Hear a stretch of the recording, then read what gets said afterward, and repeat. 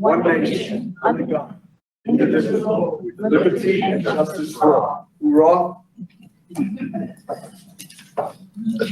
Please, will everyone please remember to use your microphones. They're not wired anymore, so you can move them over to you easily, and they should all be on green. They're live when the light is green. Thank you.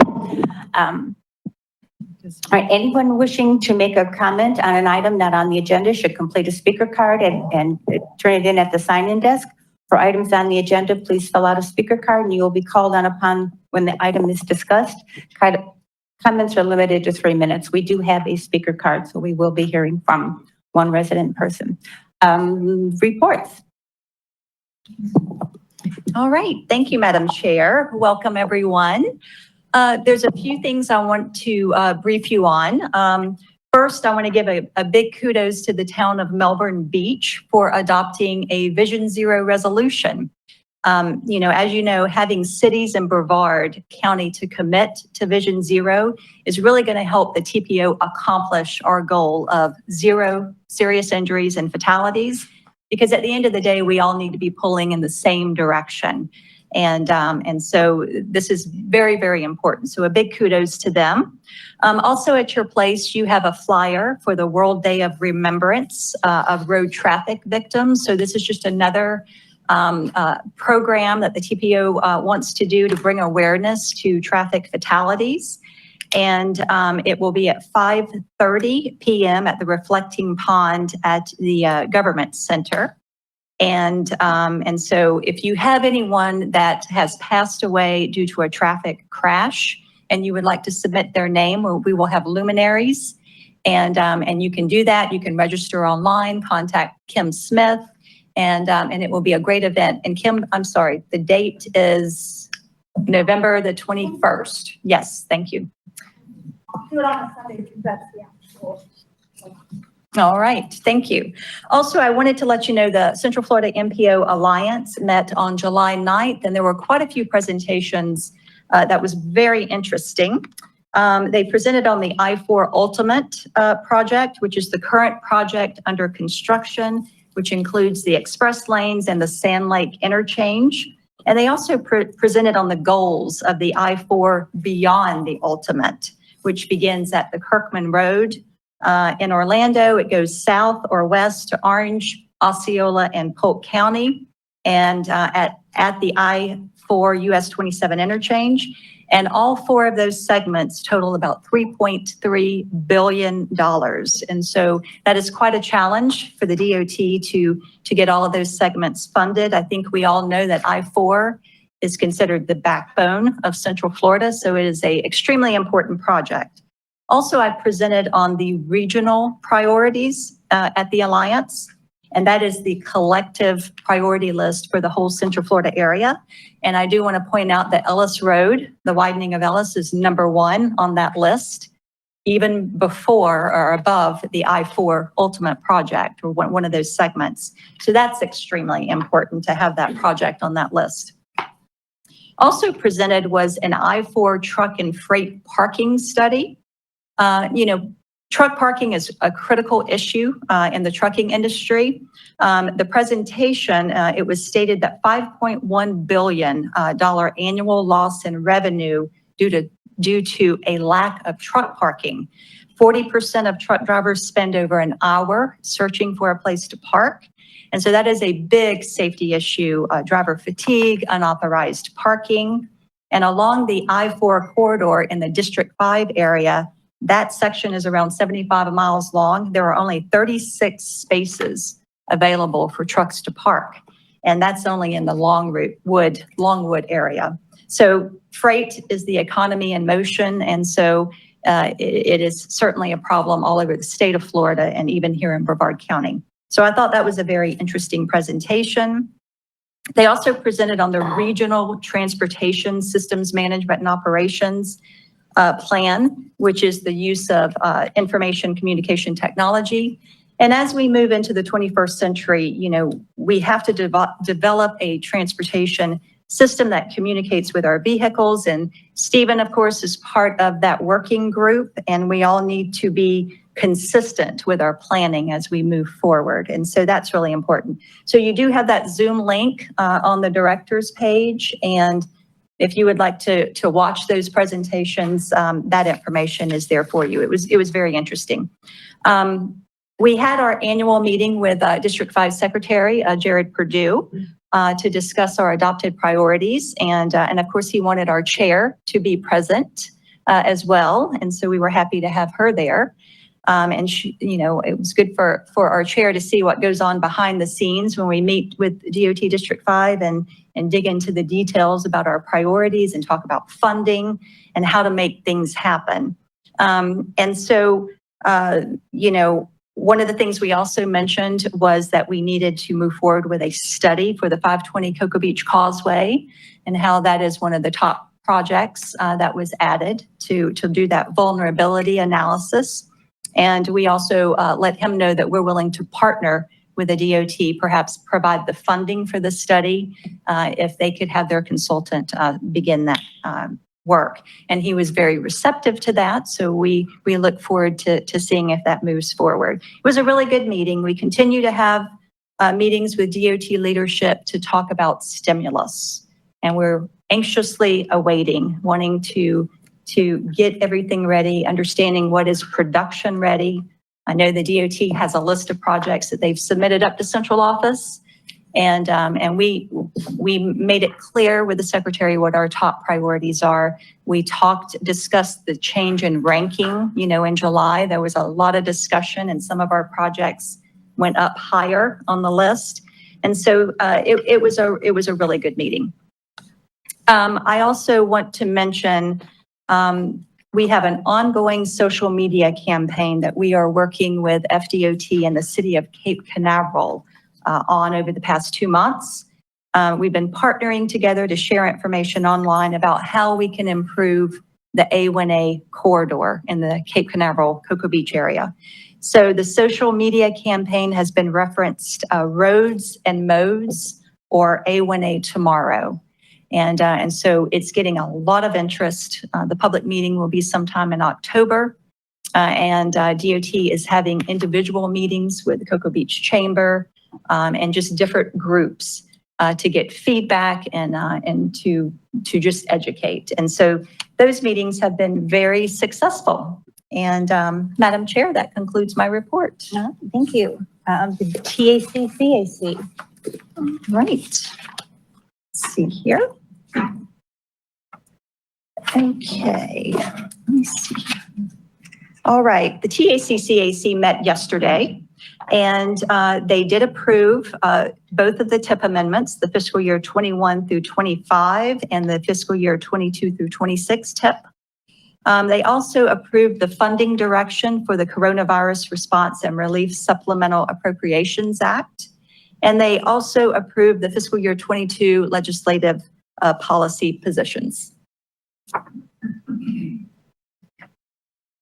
Thank you. Excellent. Thank you very, very much. The Florida Department of Transportation. Report, please. Sorry.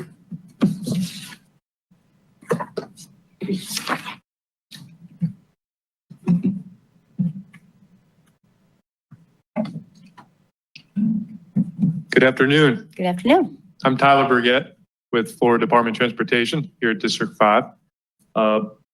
You have our construction status report with our projects, and you can feel free to reach out to me at any point with any questions on that. I did bring a couple highlights that I got from our local Brevard office. Just a couple things I thought are exciting for this area. So for one, Brightline finished setting their beams over I-95, and it was a success. And the best part of that is that this means that the nightly closures for I-95 the majority of them are now in the past. So that's a good milestone for this project. Another exciting item, we have partnered with the Canaveral Port Authority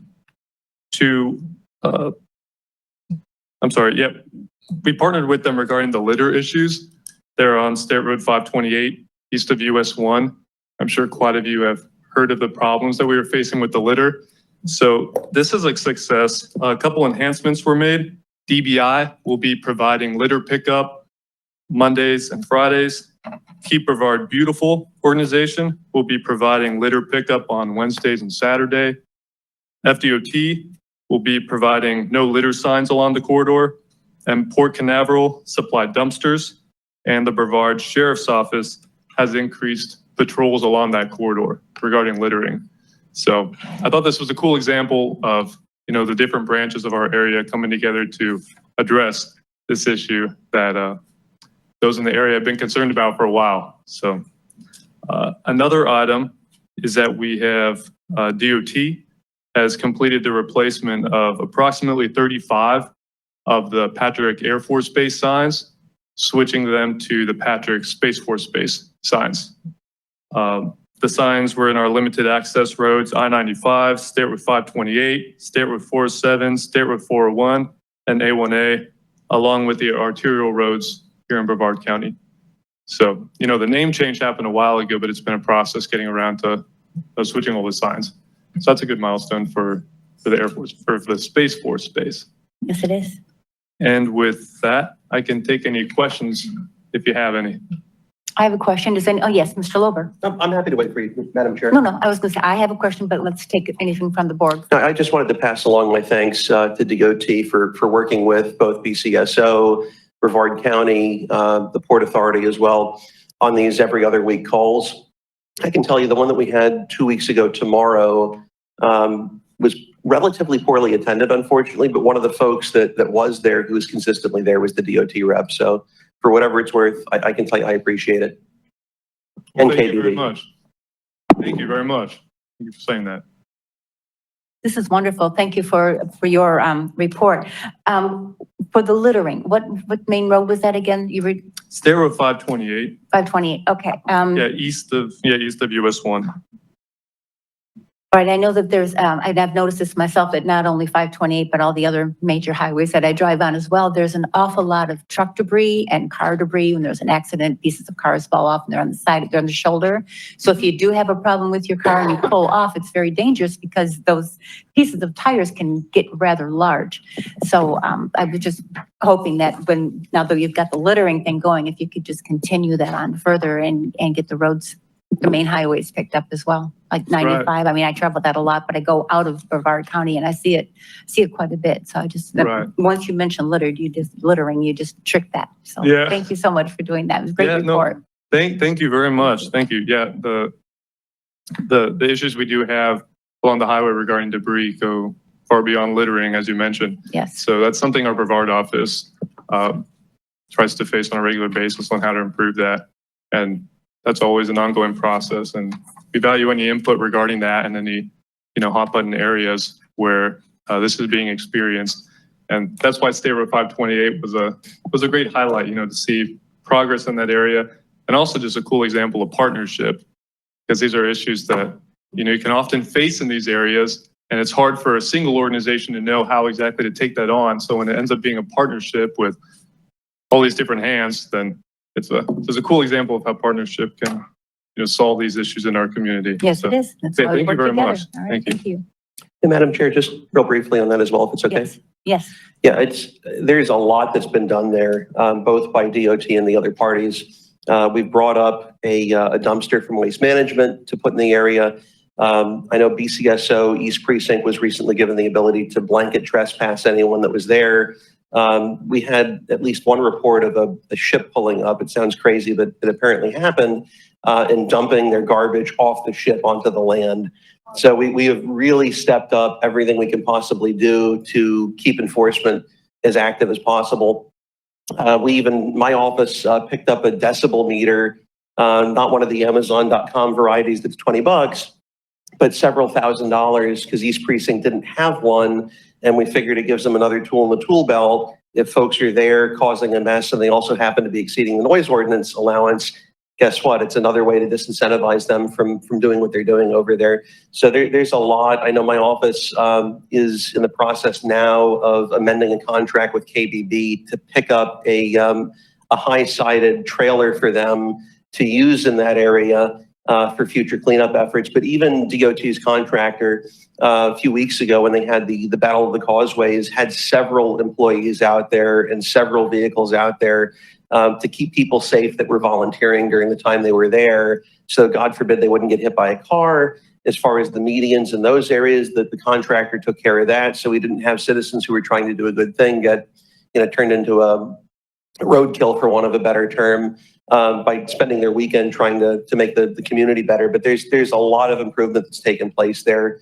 There has been a lot by way of the agencies and organizations. There's also been a lot by way of the community. So my appreciation again to FDOT. I can't say enough good about their involvement and the results that we've had. I know the signage is still going up from their sign shop, basically to discourage people from littering in that area and staying in that area. It's tough because we have a lot of folks that come in from out of town, especially when we have launches that kind of congregate along the waterways. So it's something where, it's going to require a lot of ongoing effort, but it seems that there's willingness at this point to at least improve it to a large degree. Thank you. Thank you, Mr. Lober. Thank you very much. Thank you, Mr. Burkett. Thank you. Thank you. Oh, I'm sorry. Ms. Gibson had a comment. Do you know, so I've noticed I run the O'Galley Causeway on a regular basis. I actually pick up garbage while I run. It's something I've been doing for about 7 years now. And one of the problems that we've always seen, and I think I've seen KBB on there, are they now help picking up the FDOT portion of O'Galley as well for garbage? Do you know? I'm sorry. I would have to verify which contractor we got there. Yeah, because they do not a very good job. And who would you talk to about, placing one of my city manager? She's a planner, and there's a term, and I don't know, can't remember what it's called, where you follow the path of what the use is, right, for a space. So on the O'Galley Causeway, for example, you have stairs that lead up and down below the causeway, and people that are trying to do good for the community place garbage cans at the tops of each of those stairs at the causeway, and people that are walking or people that are fishing underneath will put the garbage in those garbage cans, and then residents will, get rid of it themselves. And what we're seeing is FDOT comes and gets rid of them and takes the garbage cans and throws them away. I'm assuming it's FDOT because it's on the causeway. So just a suggestion of places where you have a lot of pedestrian traffic and you have people that recreationally use the space, you have to provide something for them to get rid of their garbage at, and not get rid of maybe the do good stuff that's there. Does that make sense what I'm saying? Right. You look No, at me sort of absolutely. perplexed. Oh, sorry. No. Yeah. No, thank you. Thank you for bringing that up. I'm interested to find out what the source of that is. I mean, Yeah. that would be frustrating if the community's taking measures and then Yeah. it's being missed at some point. Yeah. What I can do is I can follow up on that and Okay. see what's going on there. You said the O'Galley Causeway. Yeah, at the O'Galley. So our fire chief in Satellite Beach, him and I both have it's almost like a battle sometimes on who can pick up more trash or something because I run and he walks and at different times. And he's personally put a couple of different Rubbermaid garbage cans at the tops of the stairs, which they're consistently has garbage bags or garbage cans there. And somebody comes and just takes the whole garbage can away. And then people just pile the garbage up in the corner, and sort of would make sense to have one there and then have someone regularly, remove it or empty it. Right. So. When somebody places it there, do you know if there's somebody in place to then pick it up? They try to pick it up when they can, yeah, and empty it out. I see. Whoever puts it there Yeah, plans to pick up the trash later. Okay. yeah. Interesting. So my point would be, obviously it's working because people are putting the garbage in the receptacle. Maybe FDOT could then do that themselves, so the residents are, they're not paying their own money and then taking their trucks and parking them on the side of the road and grabbing the garbage cans. Do you see what I'm saying? Okay. Yeah, I do. Yeah. Okay. Yeah. Thank you. You're welcome. Let me look into that particular issue and I can get back. Okay. Isn't that awesome? I can bring that up at the next CPS meeting because a lot of the water ops folks are in on that and they handle those contracts and all. So Okay. I'm sure it gets talked about at the next CPS meeting. Because I know it was on the beaches committee a while back. There was talk about funding for KBB to pick up the causeways. I was on that committee. I'm not on it anymore apparently, but there was some talk of it. Yeah. All right. Thanks for on this. Thank you. Thank you very much. You're welcome. Anything else? Any questions? All right. Well, thank you very much. Thank you for having me. Thank you very much. That concludes reports. We'll move on to item 4. Georgiana, would you please read the consent agenda aloud for the record? Yes, thank you, Madam Chair. The consent agenda, Space Coast TPO Governing Board Minutes of July 8th, committee appointments. 4C is Resolution 2206, fiscal year 22 operating budget, and this is the draft budget that was presented in July. There were no changes. 4D is Resolution 2207, fiscal year 21 through 22 Unified Planning Work Program Amendment, and this is to increase our FTA grant funds. And then 4E is just to acknowledge our fiscal year 21 operating budget for the third quarterly report. Thank you. That concludes the consent agenda. May I get a motion to approve the consent agenda? Madam Chair, I move for approval of consent agenda items A through E. Motion by Minus, second by Lober. Thank you. All those in favor? Aye. Those opposed? All right, thank you. Motion passes. Consent agenda. All right. On to item 5, action agenda. Mr. Gugelman is going to take our first item, the executive director evaluation. Thank you, Madam Chair. In your package, starting on page 51, is the executive director evaluation. The executive committee met earlier this afternoon and reviewed the ratings, conducted a public hearing, and did approve the evaluations with an overall score for Ms. Gillette of 3.88 on a 4.0 scale. The second thing that the executive committee did is they discussed a recommendation of a pay adjustment, and they did approve a pay adjustment of a flat $10,000 increase in her salary. That would increase her salary from $134,882 to $144,882.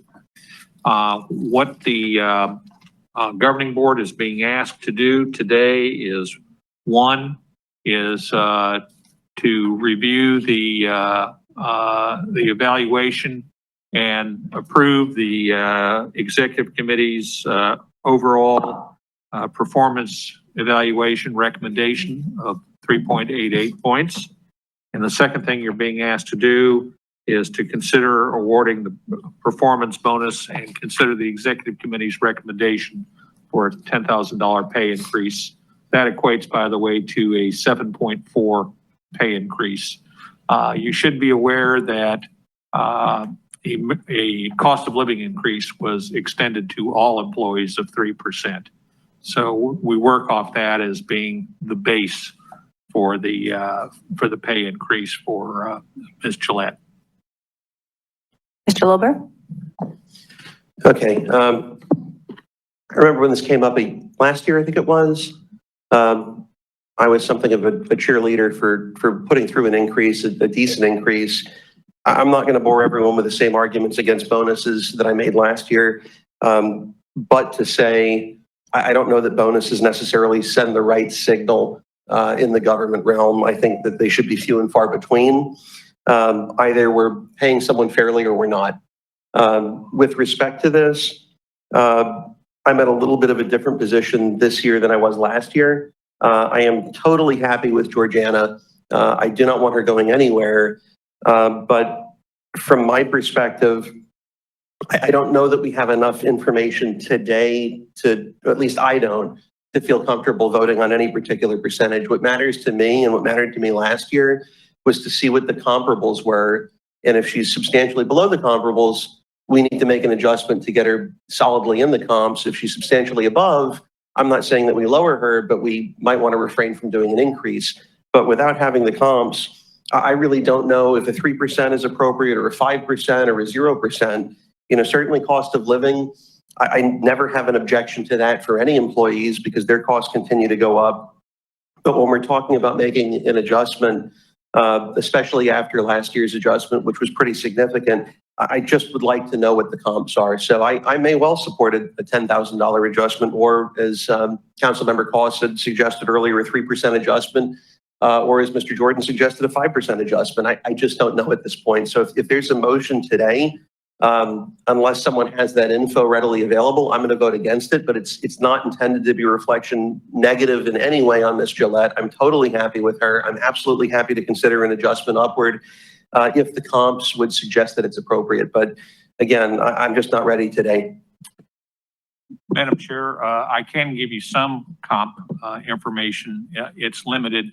The Palm Beach TPA just gave a 10% increase as opposed to a 7.4% increase to their executive director, who is paid substantially more. Admittedly, it is a somewhat bigger MPO than the Space Coast. On the other hand, on the other end of the scale, River to the Sea TPO, which is Volusia and Flagler, is currently looking for a new executive director. Their pay scale has been historically somewhat less than our pay scale. And their search committee just agreed to change the scale for the executive director from 120,000 to 165,000. And so I'll submit that to you as comparable information, but that's all I have. Madam Chair. Yes, Commissioner Loger. And I apologize. I appreciate it, Mr. Googleman, with respect to the additional info. I think your second is probably a closer comp than your first. I still think this is something where there needs to be, and I'm not saying the executive committee hasn't done it. I'm confident they probably have, but for me to vote on it, I still feel like I need a little time to do the due diligence and dig into it. And again, I'm not in any way suggesting at the end of the day, I'm not going to support it. I may well support it. But I don't know if we have a spreadsheet that we've used historically to look at comps, but if we can find whatever was most recently used and just update it for current numbers, I'd be happy to readdress this at our next meeting, unless folks feel comfortable voting one way or the other today. Yes, Mr. Jordan. Yes, sir. But you heard me. We just talking about. All right. Let's calm down here. All right. I'm part of the executive committee, and we did have a discussion about this. And Mr. Googleman, if you correct me if I'm wrong, you were saying the salary range for a comparable director is 120 to 165. At River to the Sea TPO. Right, which is our area here. So the midpoint would be 142.50 with the 10,000, then that puts her at $144,000, which is about $2,000. I'm real comfortable with that. I did say 5%. I don't like lump sum either. And my assumption is, and I may have been wrong, is that in actuality, we're doing the 3% and it's really 7.4% on top of that. And it's not a lump sum, it is a salary increase. That's the way I understood it. So anyone else who was on the executive committee can speak otherwise, but I think 144,000, a little above the average of $142,000 makes a lot of sense to me. So even though I didn't agree with it, if you will, and I did say 5%, but I think, and I'm a firm believer, once a board votes on something, then even if I'm not in the majority, that I'm going to go with the majority. The majority of us said that the $10,000 or basically is 10.4% is a reasonable thing to give Ms. Gillette. And as you said, she's done a fabulous job. And as the committee has pointed out, she would have gotten a perfect score if it wasn't for one person. Guess who that was? So I think it's reasonable, and I think we should go for it for sure. Is that a motion, Mr. Jordan? Jordan, you said? Yes, I did. Yes, it is. It's a motion. Thank you, Mr. Allender. And yes, Mr. Forrester. Oh, and I'm sorry, Skip, you as well. I got a question. Yes, please. From a payroll, accounting, timing situation, is there a time frame when this would normally happen, and the end of the fiscal year, beginning of next fiscal year? Is that the end of September, beginning of October? You know, how does that work as far as TPO goes. The time is now. This is the end of your fiscal year, is it not? Yes, the time is now. This is their So fiscal if year. we delayed till next month, then she would actually be penalized for the first part, the first pay period or whatever in October, because we didn't take action. Well, you'd have to make it retroactive and back to the. Madam Chair, I apologize. It actually would take place October 2nd. That would be. Right. Yes, correct. So, I'll listen to further comments. Mr. Forrester. Just a couple of things. One is, I think, based on what Mr. Googleman said about some of the neighboring realms, I think we're a little below the market. I think something I've found out while I've been involved in government is when you get someone that's doing a good job, you don't throw temptation out there for them to go somewhere else and do it for more money. That ends up costing you money. It costs you the historical knowledge that person brought to the position. And I'd say that 8 times out of 10, you end up in worse shape than you were when you started. And it almost always costs you more money to hire the new person, because often they won't come in and work for what you were paying the old person.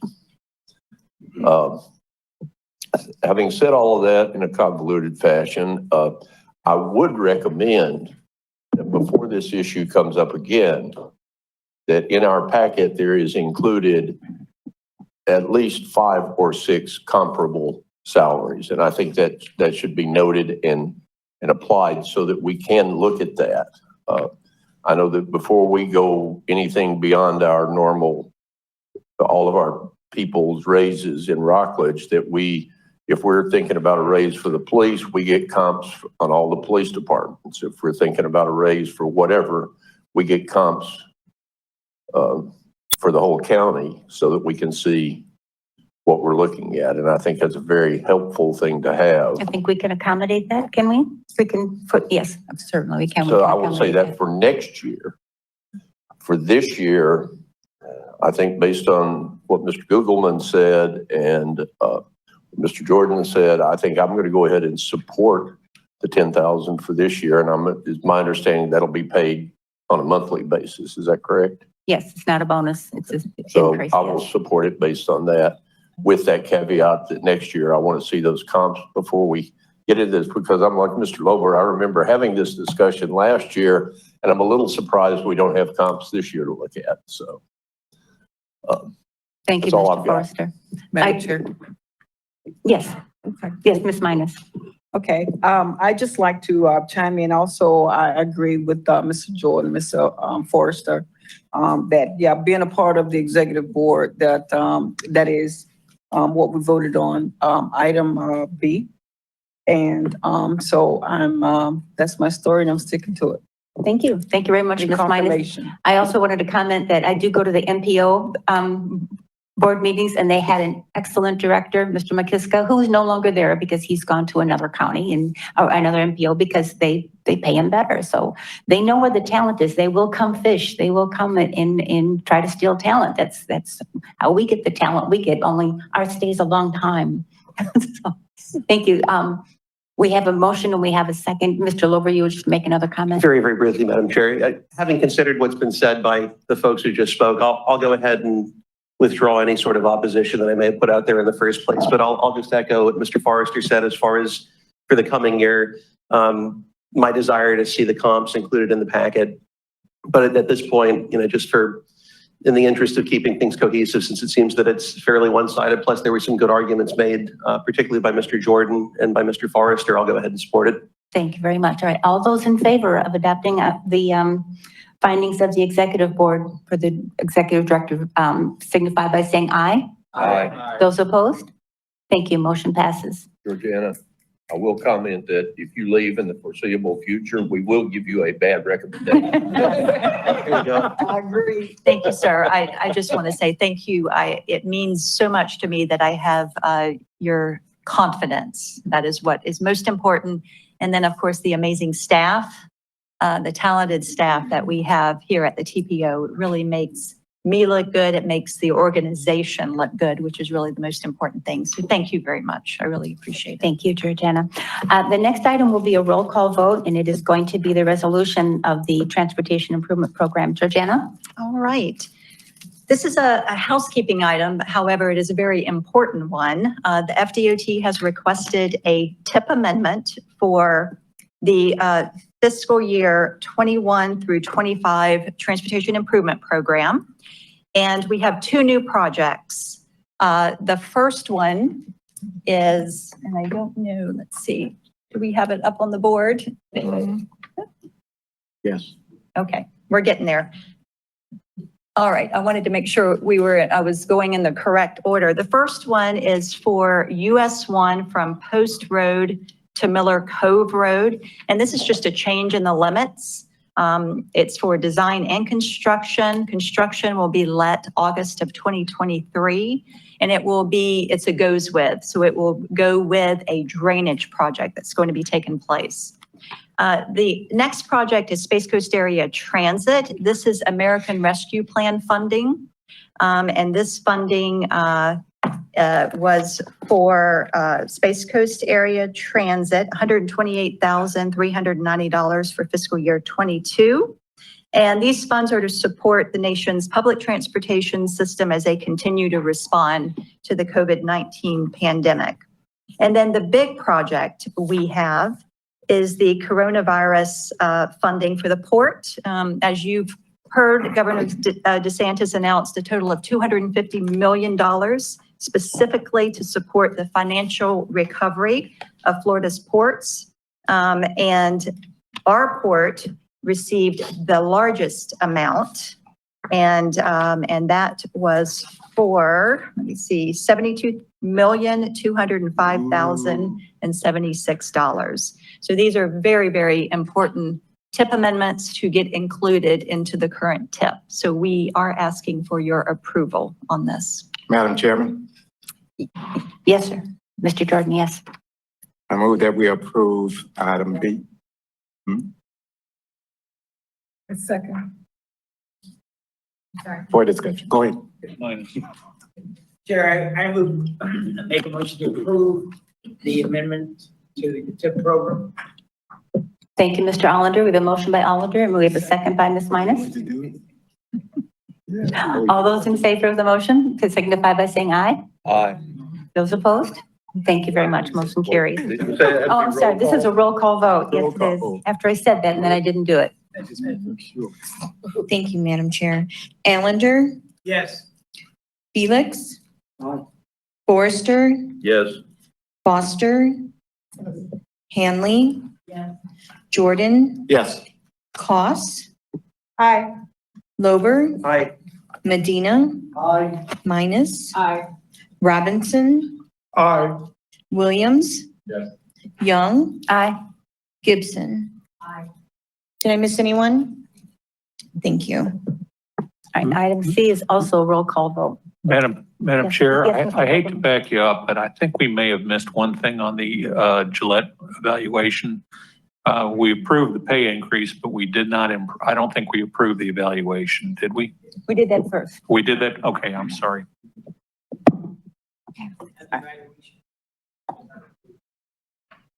You mentioned it, but I'm certain. Motion to approve evaluation, Lober. Second. Okay. All those in favor of accepting the evaluation? Those opposed? Motion carries. Accepted. Sorry about I that. could have, Who was the first? Yep. Lover, and second? Thank you. could have sworn we had. All right, thank you. All right, item C, approval of resolution 22-09. All right, so this is our TIP amendment for fiscal year 22 through 26. So the 3 months between July and September 30th, we have to maintain 2 separate TIPs. And that is because we are coming up on the end of the federal fiscal year. Making sure these projects are in both of the TIPs, it keeps the federal money moving, which is really, really important. So for this TIP amendment, it includes all 3 of the projects that I just discussed, as well as what we call the roll forward TIP amendment, which is a whole list of projects that is included in your agenda package that did not get obligated in the first year of the work program. And so it rolls forward in the DOT's work program. It just doesn't roll forward in our TIP. So we have to manually insert the projects into the TIP. So we are asking for your approval of the fiscal year 22 through 26 TIP. We get a motion to approve? So moved. Second. All right, someone said so moved, and I did not see who said it. I didn't see Mr. Jordan. Mr. Jordan made the motion, seconded by, Mr. Allender, seconded. Thank you very much. All right, all those in favor? Aye. Those opposed? Thank you very much. Motion carries. Madam Chair, could we move Mr. Jordan right front and center, perhaps? Thank you. All right, item D. This is I'd not like a to roll. do the roll call, please. Roll call I vote. did it again. Okay. Thank you, Madam we can do Chair. roll call. Allender, Yes. Felix, Forrester, Yes. Foster, Hanley, Jordan, Yes. Cost, Aye. Lober, Aye. Medina, Minus, Aye. Robinson, Yes. Williams, Yes. Young, Yes. Gibson. Yes. Did I miss anyone? Thank you. See, I was just calling for the vote before the vote, make sure we have had it. All right, item D, the direction for the coronavirus response and relief supplemental appropriation. All right. Thank you, Madam Chair. The Space Coast TPO share of this funding is approximately 2.8 million. And so this funding is sitting in our box in current year, and the funds must be obligated by September 30th, 2024. However, the DOT is encouraging us to allocate our share of the CRISA funding sooner rather than later to ensure that the funding is obligated by the deadline.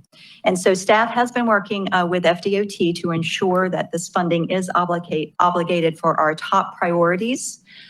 We also have some additional funding that has been put into our box in current year on top of this that came off of another project. And so we think that we will be able to come to you next month and discuss some of the projects that we have in mind.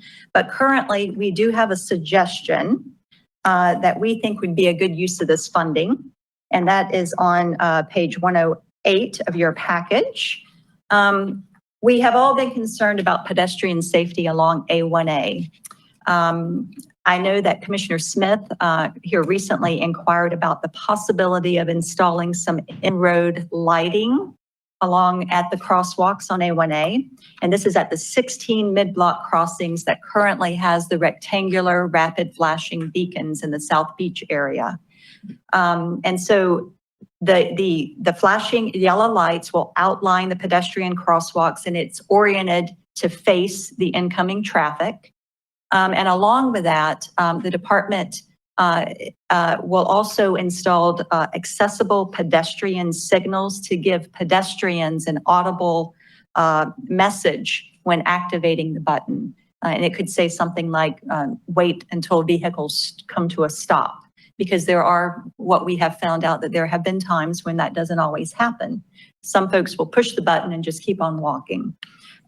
So we've been working very closely with FDOT on this, and they currently have the design underway.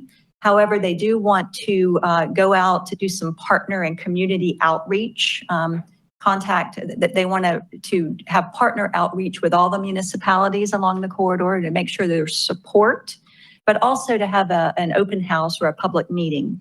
Education is key. You can't just go out there and put these lights in the road without the education. And so construction could be funded via a quick, what they call a push button. So it could happen fairly quickly if it is approved. And so approximately $1 million to $1.2 million is the cost of the construction to do all 16 of them. You already have an electrical source there because of the RRFBs. So it should be fairly simple to do. And so this would be an opportunity, I think, to put our money where our mouth is concerning safety. and we thought this was a very good project. So we wanted to get your approval, your feedback, your comments on this. Yes, Ms. Gibson. No microphone. Thank you.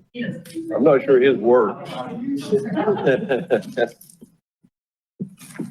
So I'm here to represent the South Beaches Coalition, obviously, and we spoke about that at our meeting yesterday. And I know, at least from the city standpoint, everybody is pretty supportive of having those happen, because my understanding is it's going to remove those big, horrendous bolster things from the middle of the lanes that everyone keeps running over, and we would get the lights in the middle. So there's a safety level just there by just getting rid of those, because I'm sure people hit them. Although I don't know how many accidents we've recorded as a result. I'm shocked there aren't any. And it's going to just look so much better. I mean, I'll just be honest, there's a lot going on, in those lanes. And so it would be really nice to just see aesthetically to have those lights. And do you have any data maybe to present to people about how, because they aren't just going, this isn't the first place they're going in, right? They're all over. I see Jim Jim Strohs with FDOT Traffic Operations. Jim, are they in the district in Orlando? We have 2 locations in Orlando. Okay. On State Road 15. That was installed about 10 years ago. That technology has changed quite a bit. There were some maintenance issues back then. We did see some positive results, but this is something that has been used elsewhere around the state. We got pretty positive feedback, and drivers have noted that they appreciate them because the lights are actually in the lane. So, for folks that may be concerned that they're not seeing it in their cone of vision, it is right there on the lane. So we're pretty excited about this. It's going to be a great opportunity for some pedestrian safety. Thank you very much. Mr. Lober, Commissioner Just Lober. a question as to the location. And I mean, even if we get general proximity, since we're talking about 16 of them, I just want to make sure they're not all clustered in any one particular city or any one particular unincorporated portion of Brevard, so that there is some fairness up and down A1A, at least for the portions that are heavily trafficked by pedestrians.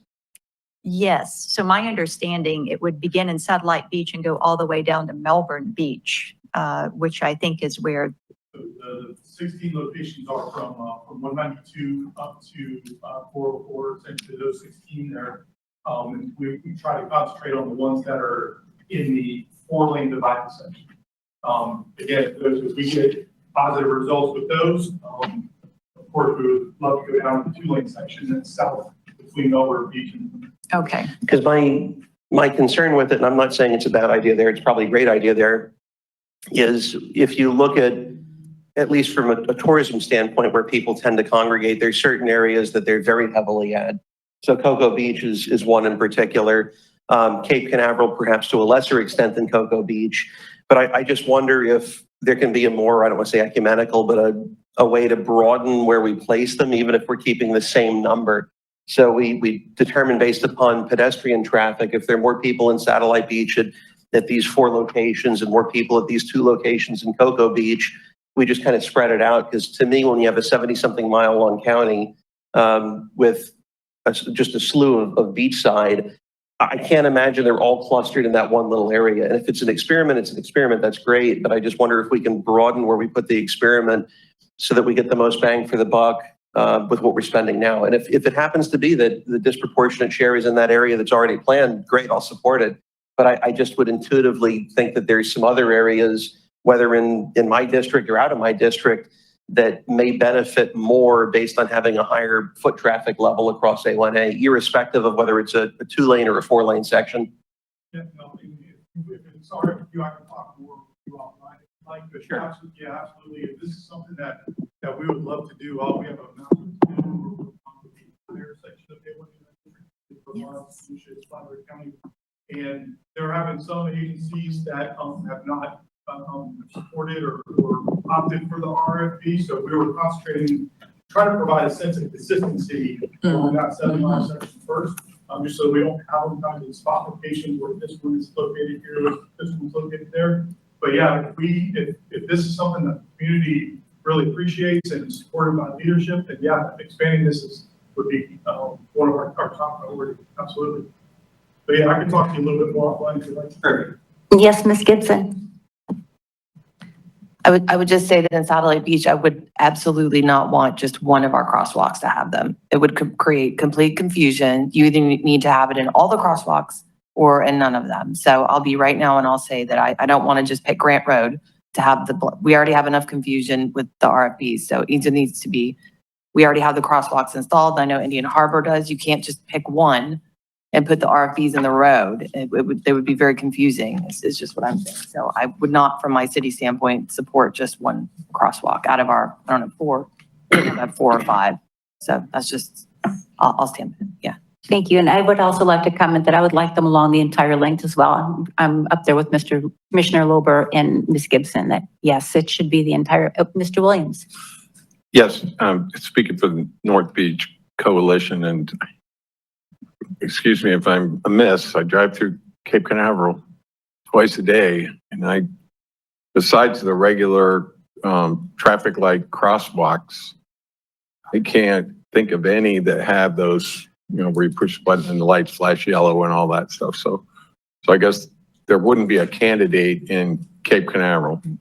In Cocoa Beach, in our downtown area, we actually have 3, 2 on one side on the northbound lanes at A1A in the downtown area, and 1 on the southbound lane all the way down by First Street. They're well lit areas, and even at night, and yeah, it's probably a good idea, and if we can get them there, fine. But as far as the future crosswalks in Cocoa Beach, we had worked out a solution with their FDOT counterparts that probably beats the yellow flashing lights in the street and the yellow flashing signs and the stanchions in the middle of the road. So I think we'll be happy with that. Thank you, Mr. Williams. Any other comments regarding this? We're looking for a motion. This is not a roll call vote. I can't mess this one up. Can we get a motion in a second to approve? So moved. This 16. Thank you, Ms. Gibson, and second by Ms. Minus. All those in favor? Aye. Those opposed? Motion carries. Thank you. All right, item E, legislative policy positions. Georgiana. All right. So each year the MPOAC develops a set of policy positions and advocates for these positions, which are written to improve operations of MPOs and transportation in Florida.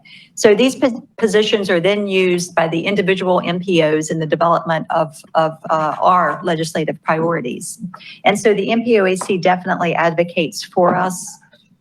We're a recipient of federal funding. We can't lobby.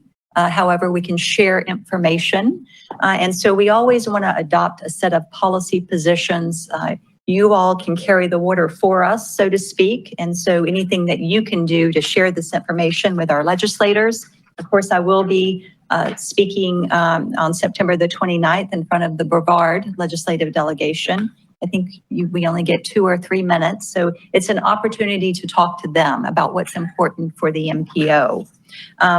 So on page 111, this is the set of policy positions that we adopted last year. There is only one change that is being proposed, and that is on page 111, about the middle of the page, 4th bullet down. And that is to add a bullet that says charge alternatively fueled vehicles a fee equal to the fuel tax paid by gasoline or diesel fueled vehicles, such as an electric vehicle registration fee. So that is what is being proposed. It was added on the MPOAC policy positions.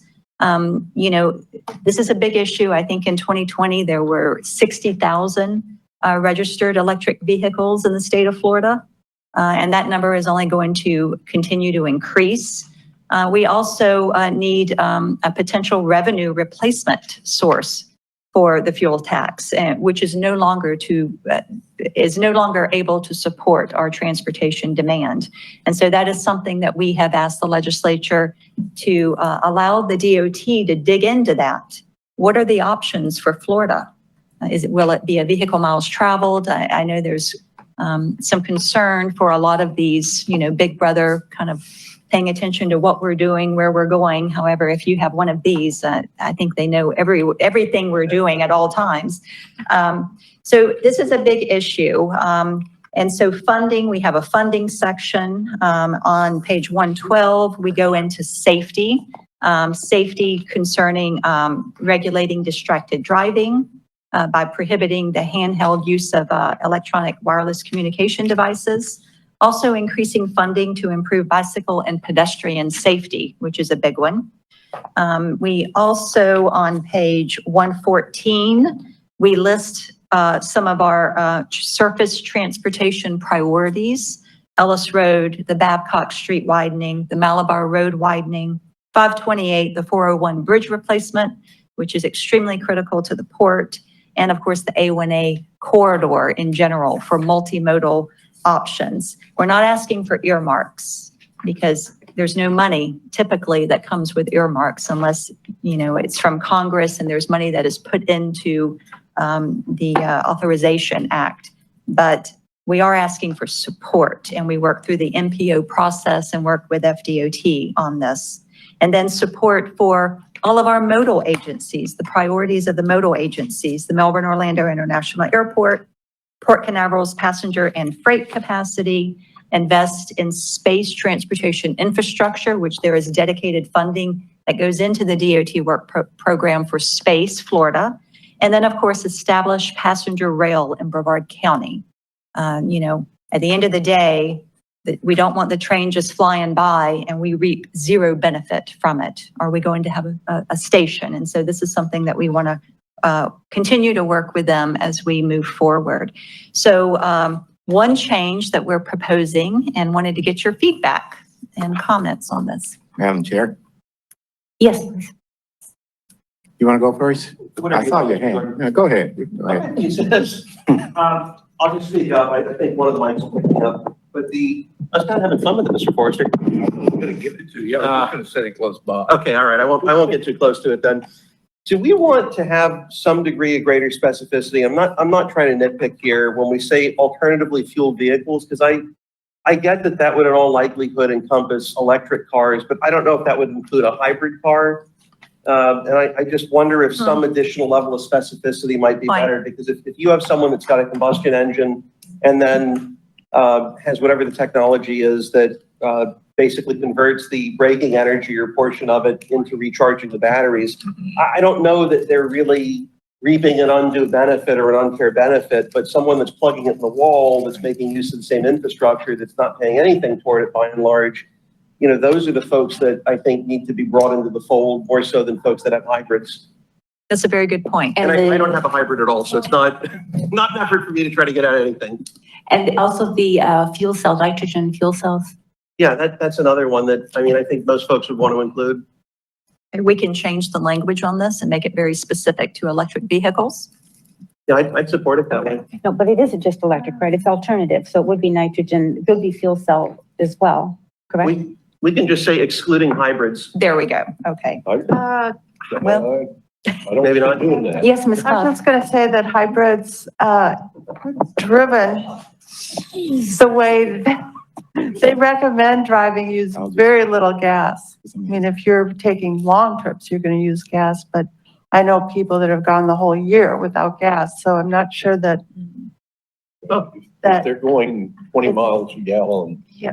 I mean, yeah, 20 miles a gallon farther than a straight internal combustion, then that's 20 miles of gas tax we're not getting. I guess what my concern really comes down to is if they're paying the gas tax and then by implementing the same policy we would with a purely electric vehicle, they're paying the equivalent of the gas tax again, they may be paying more than their share. And I just want to make sure that the goal is to try to even everyone out, that if you drive a mile on the road, you're paying the same amount roughly toward the infrastructure costs, not penalizing or incentivizing folks to do one thing or another. So I don't necessarily have a brilliant solution for how to phrase it, but if there's some way to encompass that, you know, that's what I would like to see if there's a great way to word that. Yes. Alternative fuel vehicles? Alternative, and that's what it says, Yeah, alternative fuels. that's the way we have it listed, right? But we're talking about Prius now. I mean, I'm sorry, not Prius. I sorry, didn't mean to say the word. I had two Prius, and of course they are the both of them. And I had to buy gas just the same as I always did, maybe a little less, but it ran on fuel going around all the meetings. So I was definitely paying the gas tax. So that's what we're talking about now is maybe leaving out the hybrids, as you just said. I mean, maybe we could even, just thinking aloud for a second, throw in something like a qualifier saying to the extent to which these vehicles otherwise make use of the roads without paying into the fuel tax. Something like that. I'm just, I'm trying to stretch to make it a little more eloquent here. But again, my biggest concern is if you get someone with a hybrid. If I had a hybrid, I'm sure the combustion engine would be used 24/7 on the thing, just based on the way that I drive, which is probably not how most hybrid users drive. But you know, if you have a better idea in terms of how to word it, I'm not set in stone about anything with that. And I think what you just said, we could word it something along those lines to the extent that the vehicles, you know, don't pay fuel tax. So we can work on that and kind of tweak it. Yeah. I think though, we also have to keep in mind the broader purpose of the benefit from the electric vehicles. And yeah, it's costing us on the highways because they may not be paying their share, but we're getting reimbursed in a little bit cleaner air for every one of them that's out there. So you don't, I guess what I'm saying, we don't want to discourage the use of electric vehicles. And that is the concern. Yes, that has been voiced. I think Mr. Forrester is more comfortable in his masculinity than I am. I need a combustion engine to feel adequate. So I'm going to continue to drive them as long as they continue to make them. That was way too much information. May I speak now?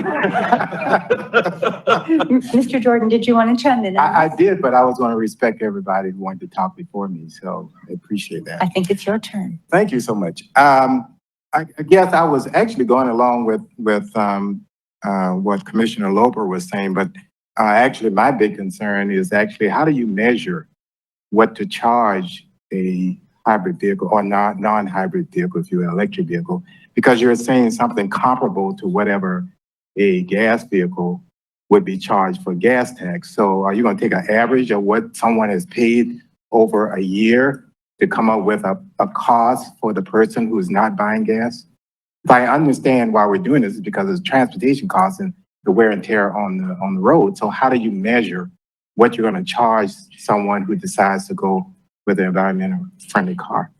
That is a big question. I think that is exactly what the legislature needs to dig into to figure this out. And it's my understanding that this past session, it was discussed quite a bit, and they've also really been discussing a revenue replacement for the gas tax as well. So I think, you know, in the next year or two, I think that the discussion is going to come to the forefront, and they're going to have to dig into that and figure out what direction. I don't have an answer to your question. I would think that the manufacturers of these cars know when they're turned back in and another hybrid is purchased, they know how many miles are on that vehicle when they're turned in. They would be able then to average out miles driven versus how much a regular combustion engine would be paying to purchase gas. I'm sure it's going to be some kind of convoluted equation somehow, but they will come up with an average. In fact, I think I've heard it on the news. They'll say so many hybrids drive so many miles based on this. I'm sure there's someone out there that does this. The government. Of course. Of course. All right. Thank you, Mr. Jordan. Anyone else wish to make a comment before we ask for an approval of a motion for item 5E, approval of the legislative policy position? So moved. Madam Chair, if it's all right, Mr. Jordan, if you considered, I'd ask maybe that you phrase the motion to approve it, but authorize staff to make reasonable changes based upon the conversation. Based upon the comments made. That's my motion. Second. Thank you, Mr. Jordan, and second by Mr. Lober. Thank you very much. All right. That does it for action items. One last item, item 6. And we have a speaker card for this. Item 6. Ms. Sandra Sullivan, by the speaker card. You can. I just thought you'd like to have it before so that any concerns you would have could be addressed by the presentation.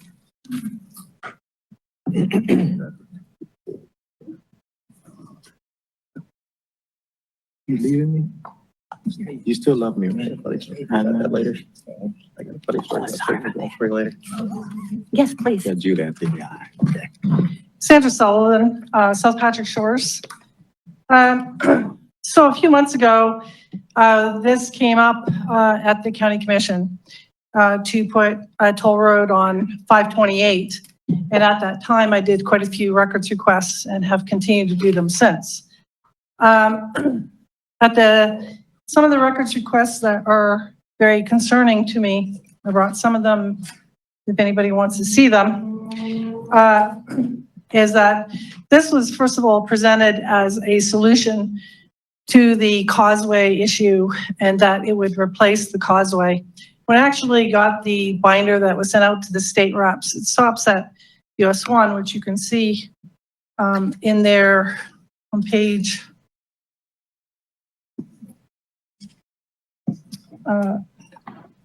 123, you'll see that it stops at US 1. The other issue is if you look at page 120 and you look at the diagram on the right, it shows two routes which they refer to as D and F.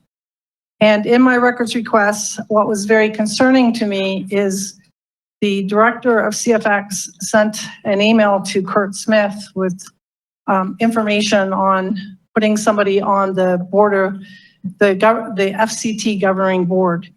So the concern is locally, I've been working for about 2 years to protect an FCT funded high tower preserve. So this raised some red flags for me. So I did some more records requests. I had an organization called Split Oak reach out to me to help me with my own FCT concerns. And that's the only reason why I had heard of them. And so when I was doing records requests, I included, I had done a search that had come up that these two routes need to go through Split Oak FCT grant, which is one of the first FCT Florida Communities Trust that is now Florida Forever Fund. And what concerns me on the additional records requests is that I will allege that there was collusion between CFX and other entities and our local commissioner and former Commissioner Barfield to put influence and appoint local influence to the FCT governing board. Obviously, this is a very serious matter. I am reaching out to our state legislators. There was a grand jury investigation of CFX in 2013 that found corruption. And I'm encouraging that there be another grand jury investigation of CFX. And I would very much caution Brevard County in partnering with an organization that goes to such lows as is indicated in the records requests that I have done. Thank you. Thank you, Ms. Sullivan. We're now going to have a presentation. Laura Kelly? Yes. Yes.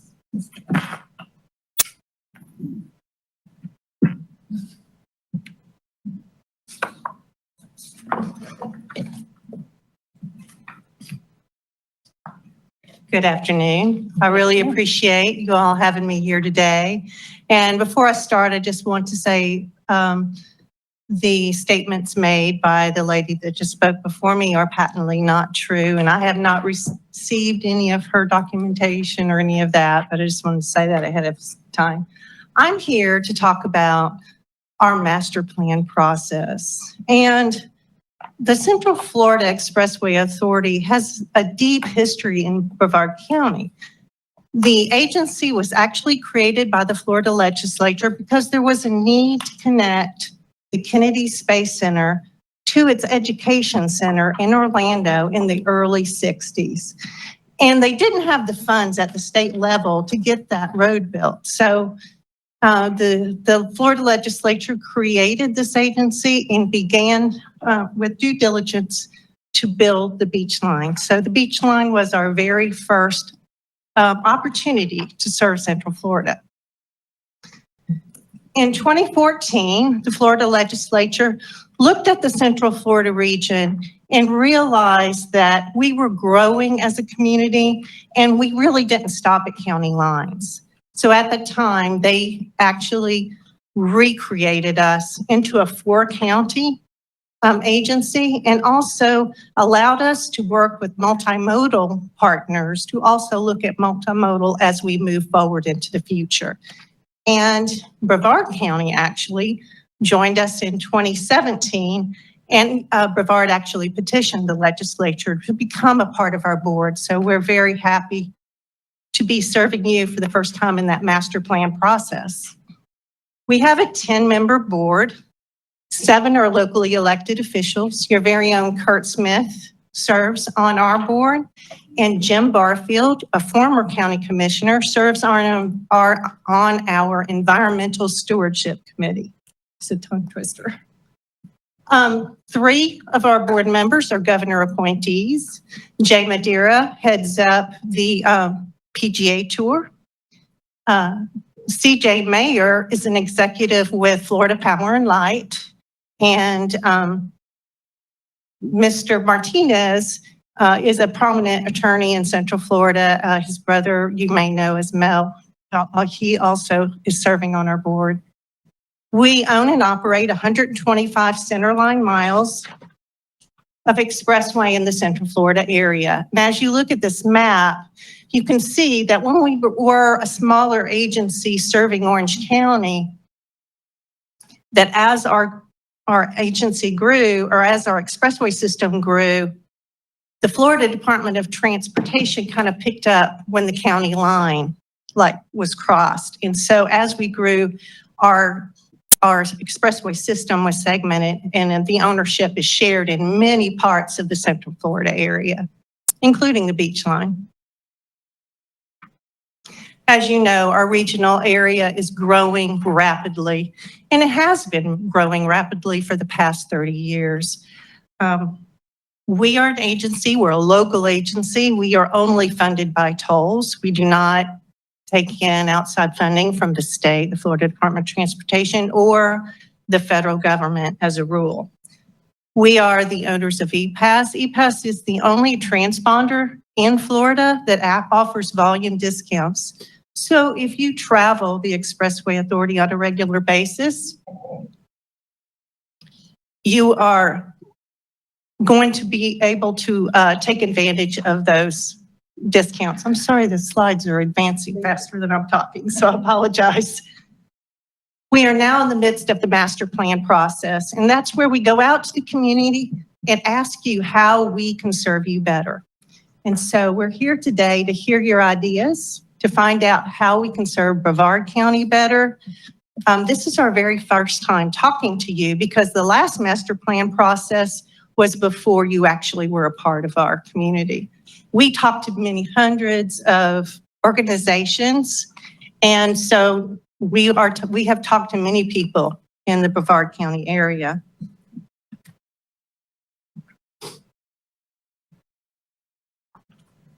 In 2015, we actually went through this master plan process and we identified over $11 billion worth of need in the Central Florida area. And we could only identify about $9 billion of funding. So you can see your voice is very important. The priorities that you see for Central Florida and the expressway systems that connect us are extremely important, and your voice is very important, letting us know how we can serve you better. We are currently investing over $3.2 billion in the expressway system here in Central Florida. Is there a way I can stop the advancement of the slides? I'm sorry. I'm not sure either, but I'll try to talk fast. This is one of... This is fine. You can. We are currently investing over $3.2 billion in the Central Florida area. And I'm going to talk a little bit about some of the signature projects that recently finished or are about to finish. And so the next slide. Thank you. One of our major signature projects is the 408-417 interchange. This interchange was totally reconfigured to get more throughput because, as you know, 417 has surpassed 408 and 429 with regard to traffic. And if you travel to Orlando on a regular basis, you probably use this interchange to get to downtown Orlando. It's greatly improved the safety of this interchange as well because you are able to travel at higher highway speeds as you make this interchange work for you. Next slide. We are also in the midst of rebuilding the interchange north of the Orlando International Airport.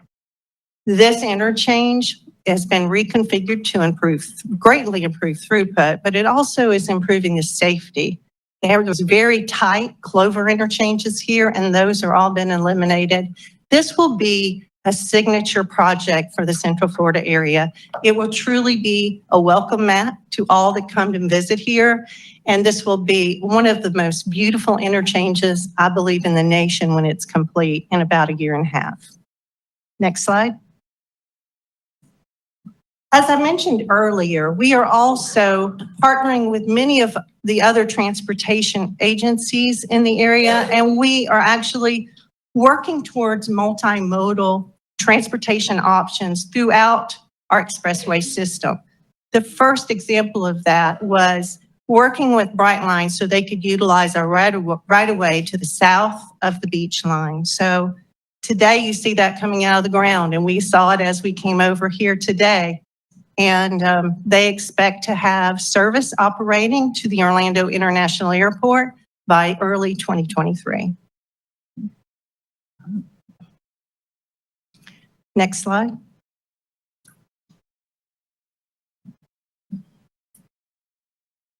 We are also constantly looking to serve our communities and expanding our system, obviously because our region is growing. We acquired the Poinciana Parkway. That roadway will also be widened and extended and will eventually connect to I-4 in partnership with the Florida Department of Transportation. They are actually doing the study for the actual interchange on I-4 today.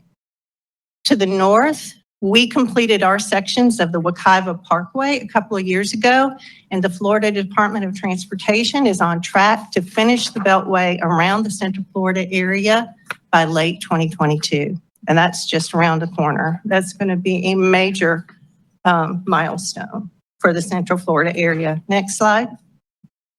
We are also widening many miles of the expressway. In fact, we're investing over $400 million in widening projects over the next 5 years.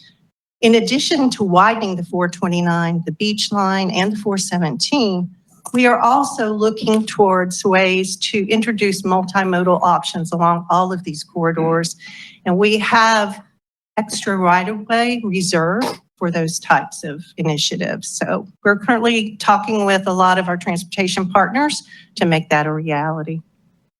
Next slide.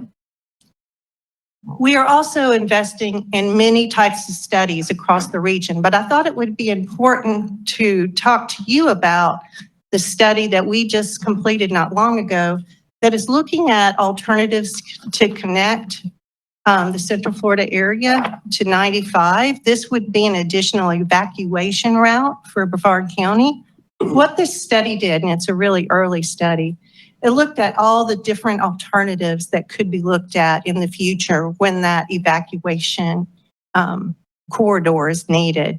That's been put on the shelf. It's a little before its time, but it's the start of a conversation that will eventually provide an additional evacuation route. Next slide. Again, many studies throughout the Central Florida area, and they're in various stages of actually fruition. If we go to the next slide, I'll show you. The ones in orange are ones that are fully funded through construction, and the connection to 27 and 429 is now in design. And I talked to you a little bit about the Poinciana Parkway extension that will go to 532 in Osceola County and eventually connect 429 and I-4. Next slide.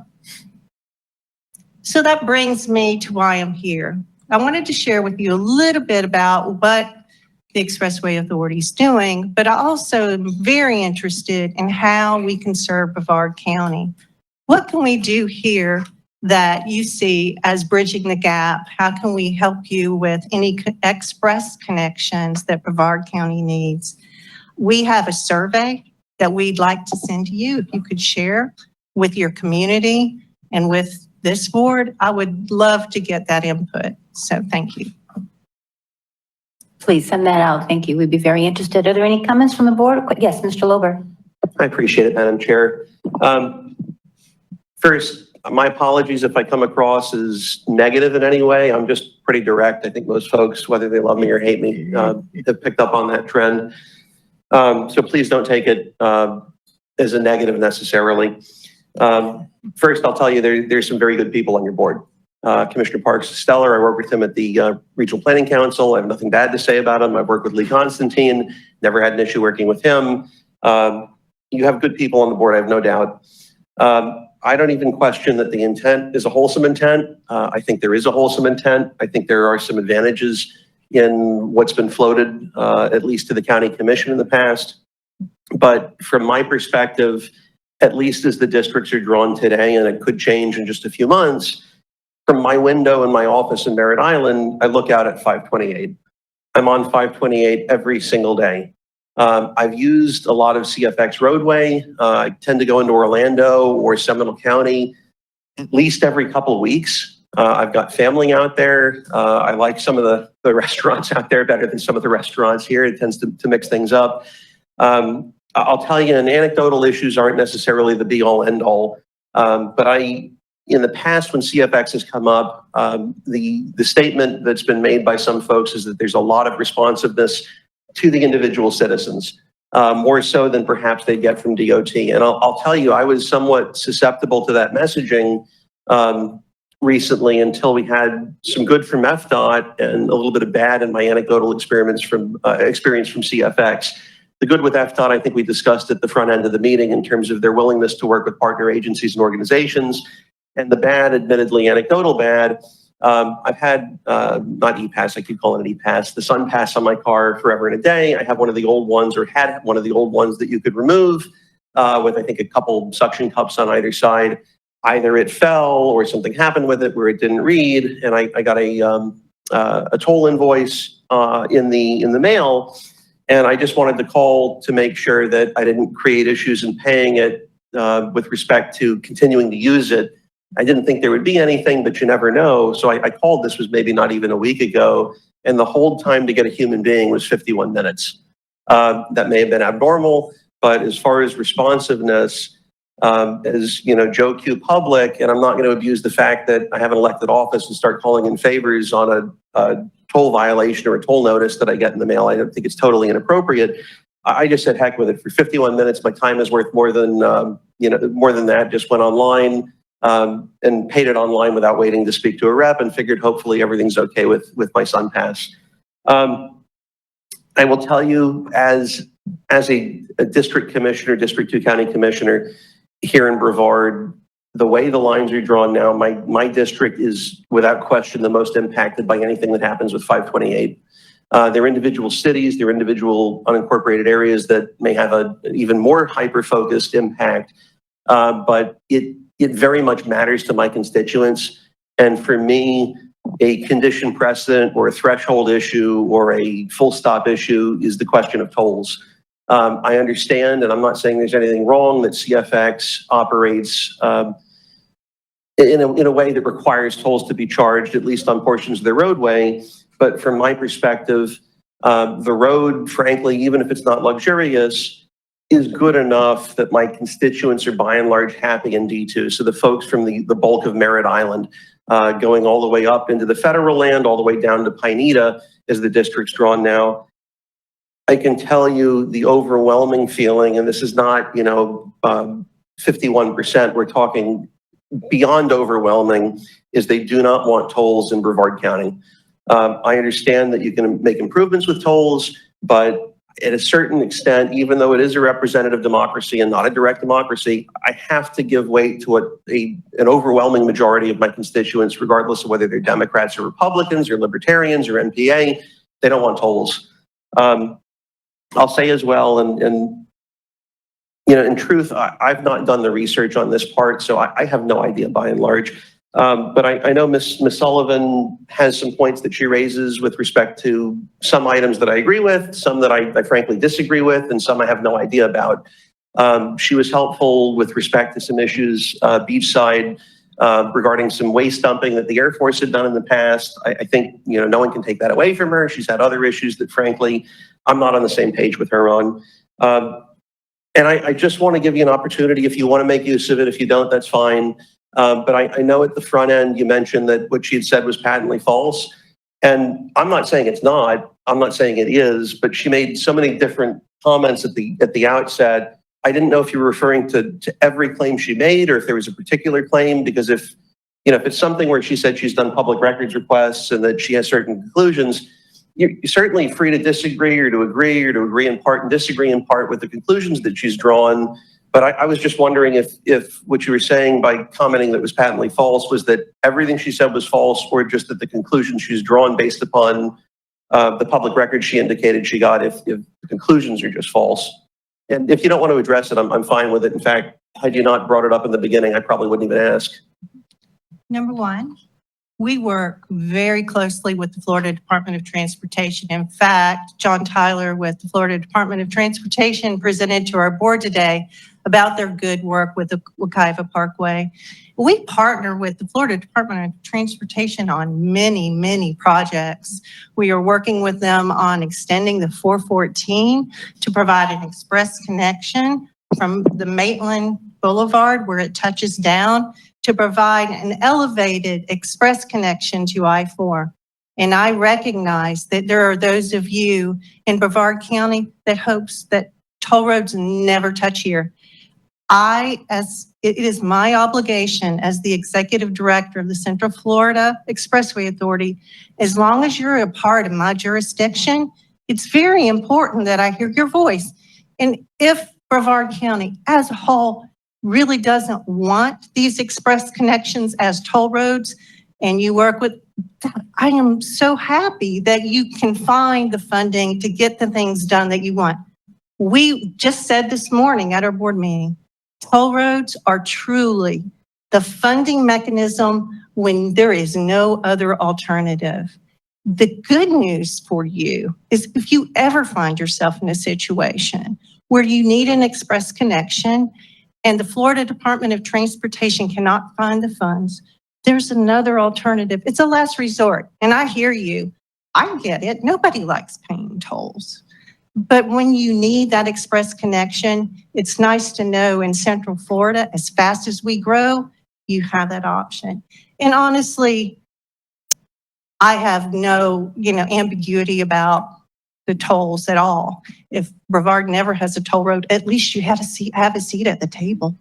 You know what I mean? You have a seat at an Expressway Authority board that will always listen to your voice. So that's why I'm here today. If you weren't a part of our jurisdiction, we probably wouldn't be talking like this. But I'm here to say we're here to serve. We're not here to impress on this community anything that they don't want. And I think I've said that before. I appreciate it. Thank you. Yeah, and as far as concluding on the young lady's comments that were before me, it's just the conclusion that she's drawn, I think, is false. And I don't know how to comment any more than that because I don't have the documents. That's totally fair. I don't know what else to say about that. Yes, ma'am. Thank you. Sure. Mr. Wilson Mr. Williams and then Mr. Forrester.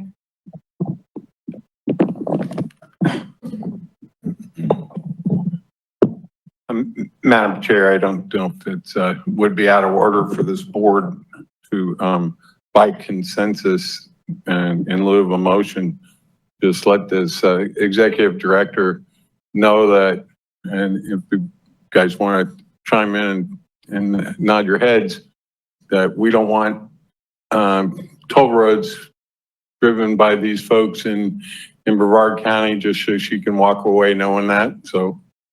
let's That see. would be helpful.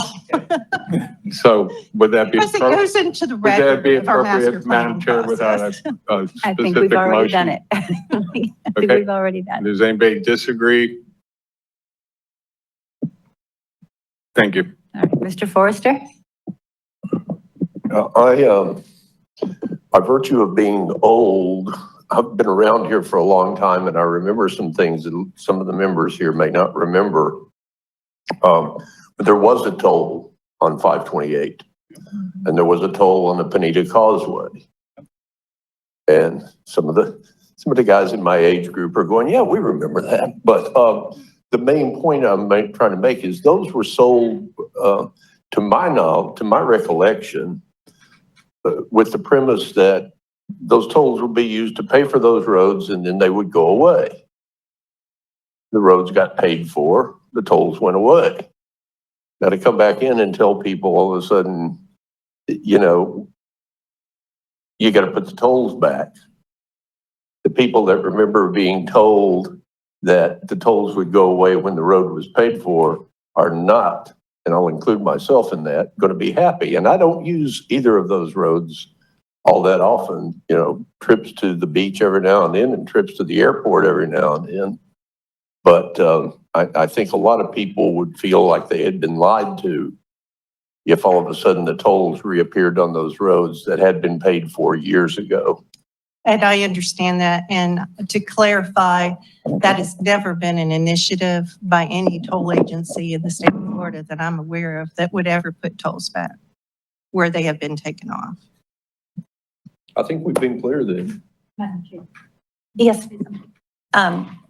So first of all, Laura, I just want to say thank you for your leadership. I know we've worked together in the past. A couple of years ago, this board asked CFX to do the Osceola Brevard connector study, which was very important. Now it's a 50,000 mile high study looking out to 2060 to see where that connection would be for the future in Brevard County. And if you remember, that actually started back with Governor Scott with the Future Corridors program. So we really appreciated CFX implementing that study for us. It was put on the shelf, as Laura said. It's not ready, it's not ripe. How in the world that would ever get paid for in the future, I have no idea. But at the end of the day, you know, we are connected regionally and we have to talk to each other and just keep the communication open about how to improve our regional transportation system. Heard everyone loud and clear about the tolling, but it is about keeping the communication open because we depend on each other for a lot of things, goods movement, access to each other's facilities. So it's really, really important and we do appreciate your leadership. Well, I have to say, the studies that we do, the early stages of studies can always be picked up by the Florida Department of Transportation if they have the funds to design and build a project.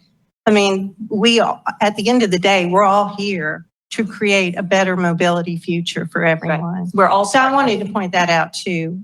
We may study a project, it may end up in the Florida Department of Transportation hands before it gets designed. And that's all wonderful because that's all we want is to work together to make sure that all of the mobility options we deliver to our community make sense. Yeah. Well, thank you. We appreciate you. Any other comments for Ms. Kelly? No. All right. Thank you very, very much. That was a very nice presentation. Thank you. Thank you. Item B, Babcock Street Corridor Study, Palm Bay Road to US 192, Ryan Frazier.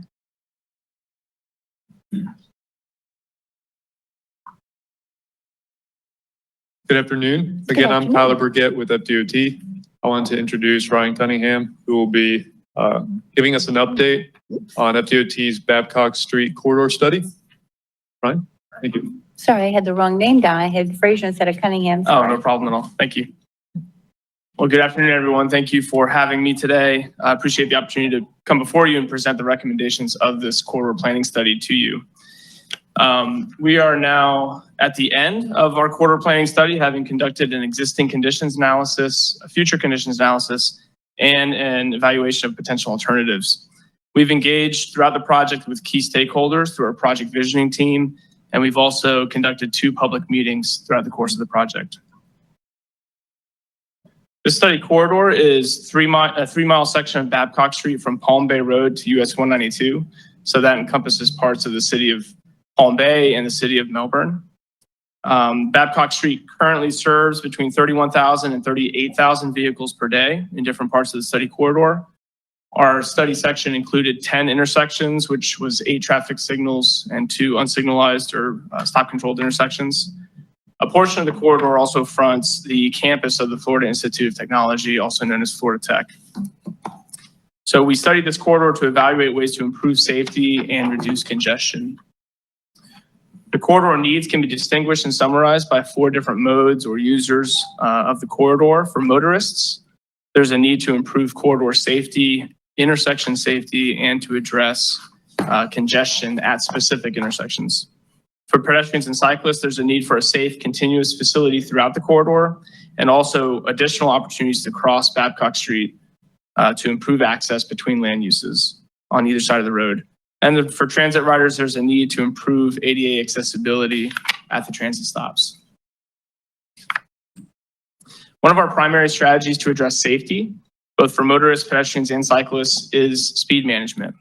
We considered a range of projects to calm traffic and reduce speed on the corridor. In the southern end of the corridor, which would be on the left side of your screen, from Palm Bay Road to Florida Avenue, we're proposing access management improvements, which would include the installation of additional curb on the edge of the roadway to help fill in an existing sidewalk gap down near Palm Bay Road. From Florida Avenue to US 192, so the right half of your screen there, our goal is to reduce speed limits to 30 miles per hour. To accomplish this, we would narrow the travel lanes, we would introduce landscaping to calm traffic and provide a sense of enclosure along the roadside. We would install a raised crosswalks at 6 locations. 5 of those locations are in front of the Florida Tech campus. These raised crosswalks would be supported by some form of signalization.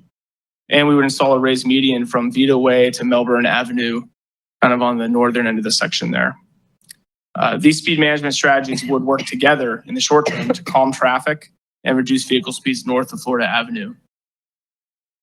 In the long term, we looked at roundabout intersections at 3 locations to further reinforce traffic calming and reduce vehicle speeds. We considered roundabouts at the intersections of Sun Lake Road, Lakewood Village and Engineering Street, and Southgate Boulevard. The project team also identified and proposed several access improvements, for the purposes of improving safety and traffic flow on the corridor, improving vehicular access to the Florida Tech campus, and creating more opportunities for pedestrians and cyclists to cross Babcock Street. We proposed installing a raised median from Vito Way to Melbourne, as I mentioned before, modifying 7 existing locations to be directional median openings, and closing 1 other median opening subject to additional evaluation. A new traffic signal is planned at the Sun Lake Road intersection, so on the left side of your screen here, with a dotted line around it, and this will include pedestrian crosswalks.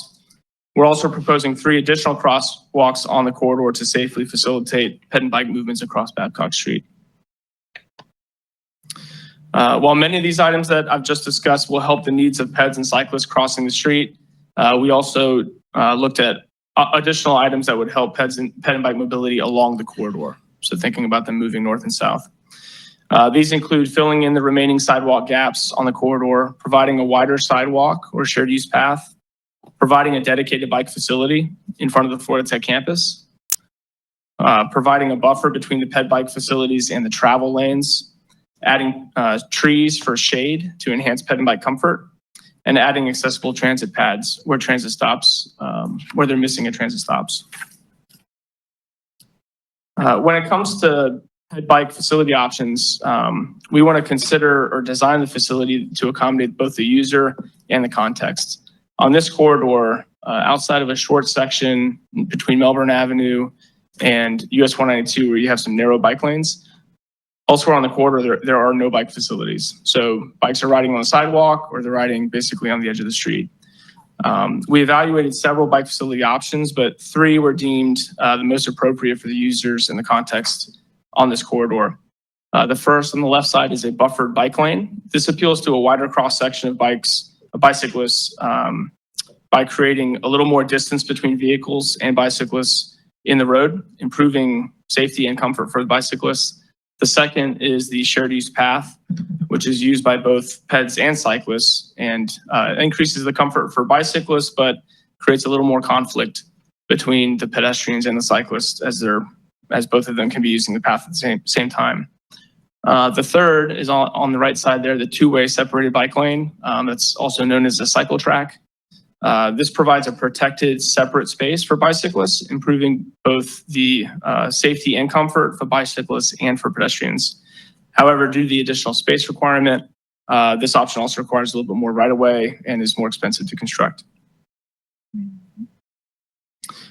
In our analysis, we looked at a range of pedestrian and bicycle activity across the corridor. We noted that the highest levels of activity, as expected, are in front of the Florida Tech campus, generally from Florida Avenue up to Southgate Boulevard. In the short term, and we list that here at the bottom of the page here, in the short term, we are looking at incorporating a 10-foot shared use path on the southbound side of the Babcock Street from Palm Bay Road to Melbourne Avenue, and filling the sidewalk gap on the northbound side, as I mentioned before. In the long term, we're proposing widening that shared use path to 12 feet from Palm Bay Road up to Sun Lake Road, and then incorporating north of Sun Lake Road an 8-foot wide two-way separated bike lane up to Crane Creek Bridge. North of Crane Creek Bridge, we would look to add a buffer to the existing on-street bike lane between Melbourne Avenue and US 192. So that's kind of a lot to take in at a high level. What I wanted to do is walk through those typical sections briefly to show you what the differences would look like between the existing, the short term and long term. If you look at the right side of the screen here, you can see in an orange shade kind of what section of the corridor this particular section describes. So we'll start from the south end and work towards the north end. This first typical section is between Palm Bay Road and Sun Lake Road. Currently, this section has a 6-foot sidewalk on the southbound side of the road and intermittent sidewalk gaps on the northbound side of the road. The two travel lanes in each direction are separated by a raised median. In the short term, we would include a 10-foot shared use path on the southbound side of the road, and we'd fill in sidewalk gaps on the northbound side of the road. In the long term, we would look to widen that shared use path to 12 feet. As we move north in the corridor, our next typical section is between Sun Lake Road and Florida Avenue. This currently has an 8-foot sidewalk on the southbound side of the road and a 5-foot sidewalk on the northbound side. The short-term typical section is the same as the existing condition. The long-term includes an 8-foot two-way separated bike lane and a 6-foot sidewalk on the southbound side of the road. Continuing north between Florida Avenue and Crane Creek Bridge, this is the section that passes in front of Florida Tech. This section currently has an 8-foot sidewalk on the southbound side of the road and a 5-foot sidewalk on the northbound side. The two travel lanes, again, are separated by a raised median. In the short term, we would expand that shared use path to 10 feet, incorporate street trees, and narrow the travel lanes on the roadway. In the long term, we would include an 8-foot two-way separated bike lane and 6-foot sidewalk on the southbound side. As we approach Crane Creek Bridge, this is currently a bit of a bottleneck. If you're biking or walking on the corridor, you can feel kind of this part get tight. So this bridge currently has a 6-foot sidewalk and a barricade on the southbound side and a 5-foot sidewalk on the northbound side. The short-term and long-term typical sections include a widened 12-foot shared use path on the southbound side, narrow travel lanes, and a widened 9-foot sidewalk on the northbound side. And we're able to do that with the existing bridge structure. Continuing north from Crane Creek Bridge up to Melbourne Avenue, this section currently has an 8-foot sidewalk on the southbound side and a 5-foot sidewalk on the northbound side. Notably different, the two travel lanes in each direction are separated here by a two-way left turn lane. So the short-term and long-term typical sections here include a 10-foot shared use path on the southbound side, and then introducing that raised median with some access management to separate the two lanes of traffic. The last section is a short section between Melbourne Avenue and US 192, two signalized intersections. Yeah, okay. And this currently has a 6-foot sidewalk on the southbound side and a 5-foot sidewalk on the northbound side. The short-term typical section in this case would be the same as the existing, but in the long term, we would look to expand that 5-foot bike lane, or excuse me, 4-foot bike lane to be a 7-foot buffered bike lane. So that covers a lot of the pedestrian and bicycle and access management related improvements that we were looking at. We also looked at some intersection improvements to help with both intersection safety and intersection capacity or intersection congestion. So a couple of things that we looked at include signal timing improvements throughout the corridor.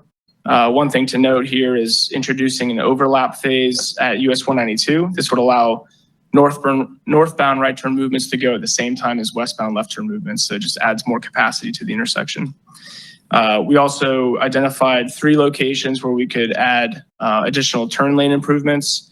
So that would include dual eastbound left turn lanes at Eber Boulevard and at Florida Avenue intersections, and a dual westbound left turn lane at the University Boulevard intersection. As I mentioned before, a new traffic signal is currently proposed at Sun Lake Road. That's associated with a development that's going in at that corner. And then in the long term, we discussed 3 roundabout locations, including Sun Lake Road, University Boulevard, and Southgate Boulevard.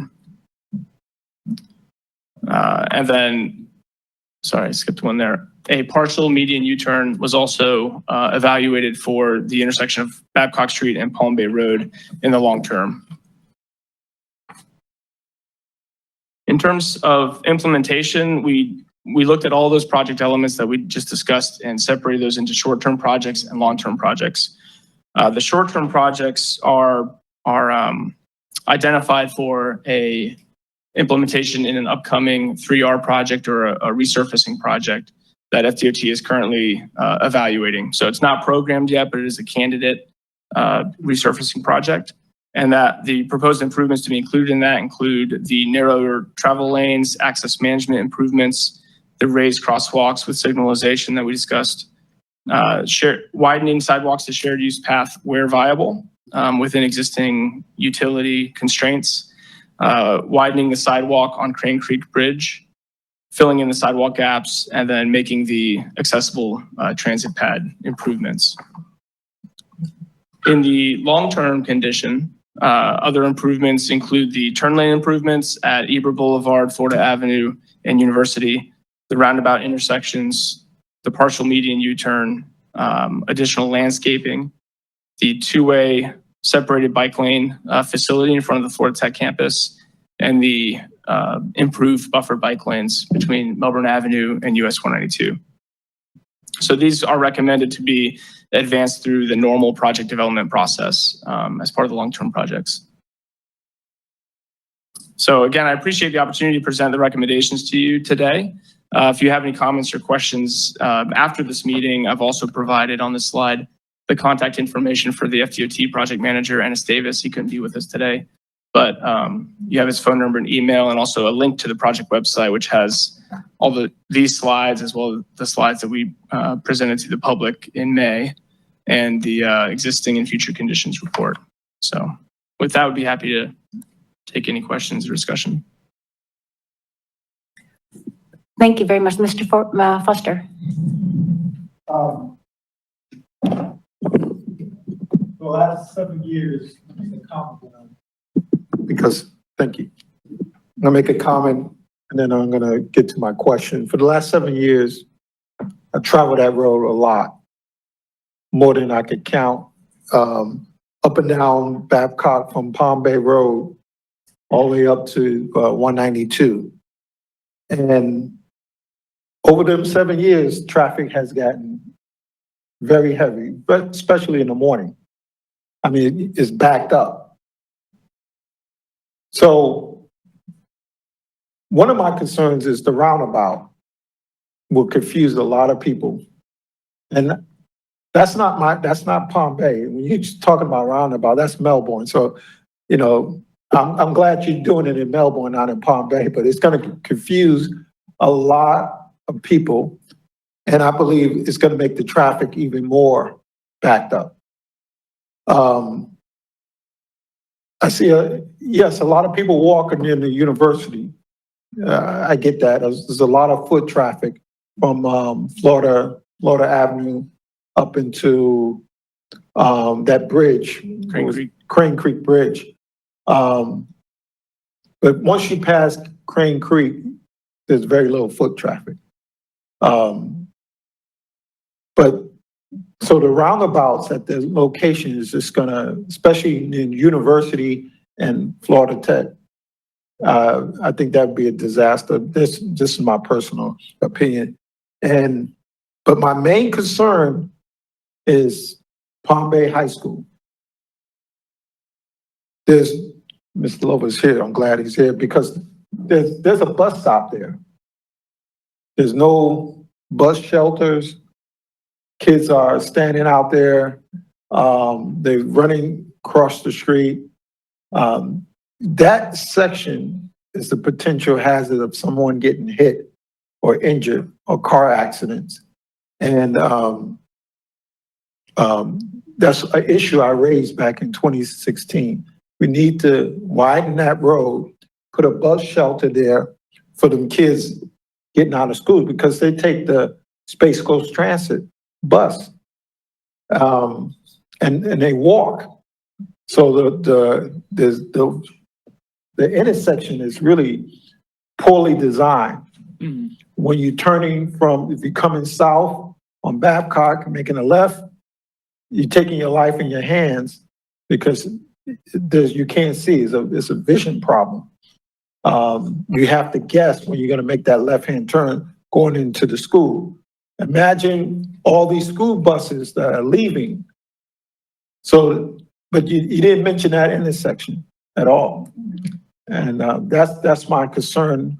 My question is, what are you going to do about that intersection where Palm Bay High School let out?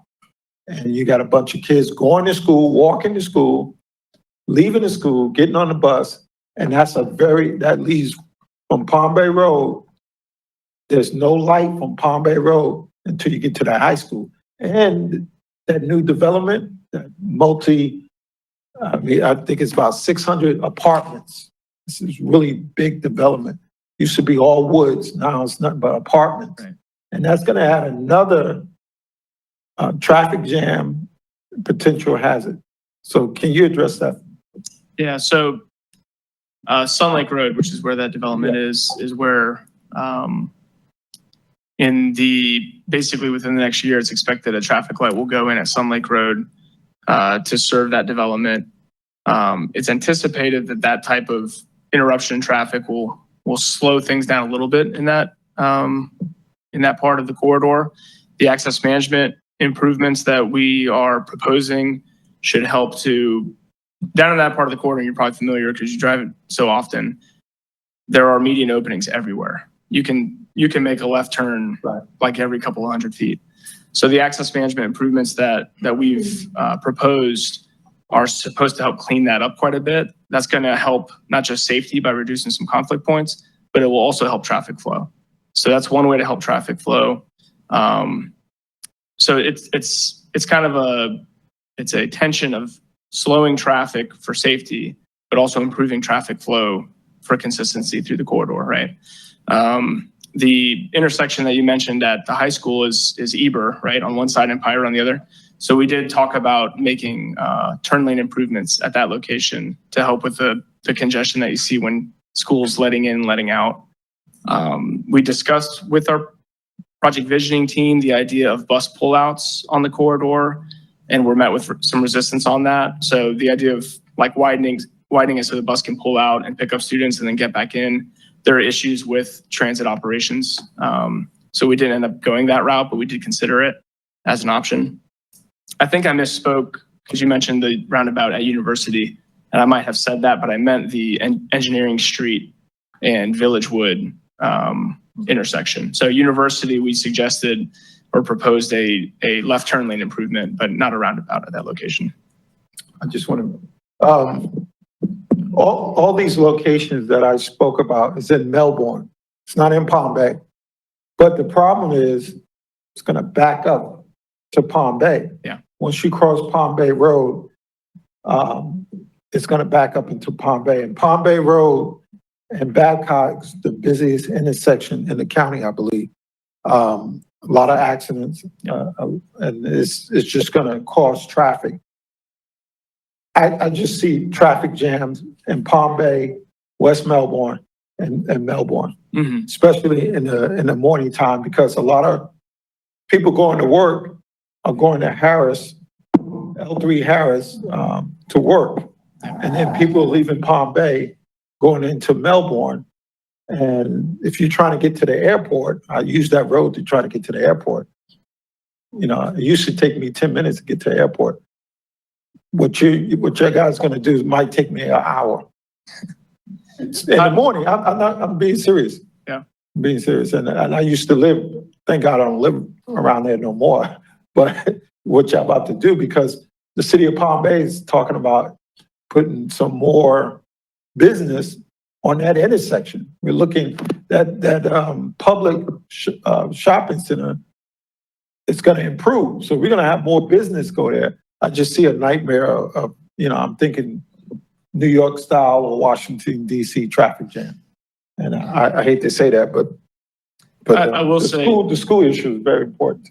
Yeah, and I will say on the roundabouts, we considered roundabouts at more than just these 3 locations, but these 3 locations are where they worked better than either a signal or the unsignalized alternative. There were locations where, like University, the signal works better than a roundabout would work, and so we're not suggesting that at those locations. But if they're used, the way they're intended to be used and anticipated to be used, they'll actually result in better traffic flow than a traffic signal would on Yeah, Babcock. because you got a fire station right down on University. Mhm. And then on, I think you got one in West Melbourne on Eber. Those 2 will continue to be signalized. Okay. Yep. All right. Mr. Lober. Thank you. I'm sorry, Commissioner Lober. I've been called a lot worse. You can call me whatever you want, Madam Chair. Couple things. First, just to get it out of the way because it's quick. We are excellent at many things in the Space Coast. We can put man on the moon, potentially put man on Mars at some point in time in the near to intermediate future. We suck when it comes to roundabouts. We just suck. There's no nice way to say it. I can tell you most of them that I've traversed in Brevard County are referred to as circles of death. I think that might be kind of a cool thing to see on a map somewhere if we choose to add more of them. I've seen people myself go the wrong way in a roundabout. God knows how you can make that sort of a mistake, but there are people who will. I understand the theoretical benefits of them, but I would tend to agree that the people here just are not wired for roundabouts, or at least a substantial portion of them are not wired for them. So that aside, as to the high school issue, I'll be honest, I'm not super familiar with that neck of the woods. I've been by there a number of times, but it's way south of the southernmost portion of my district. Behind Mr. Robert Jordan, we have Mr. Terry Jordan. Kind of reminds me when I was a kid, they had all the Bryans and Ryans lined up just to make it confusing.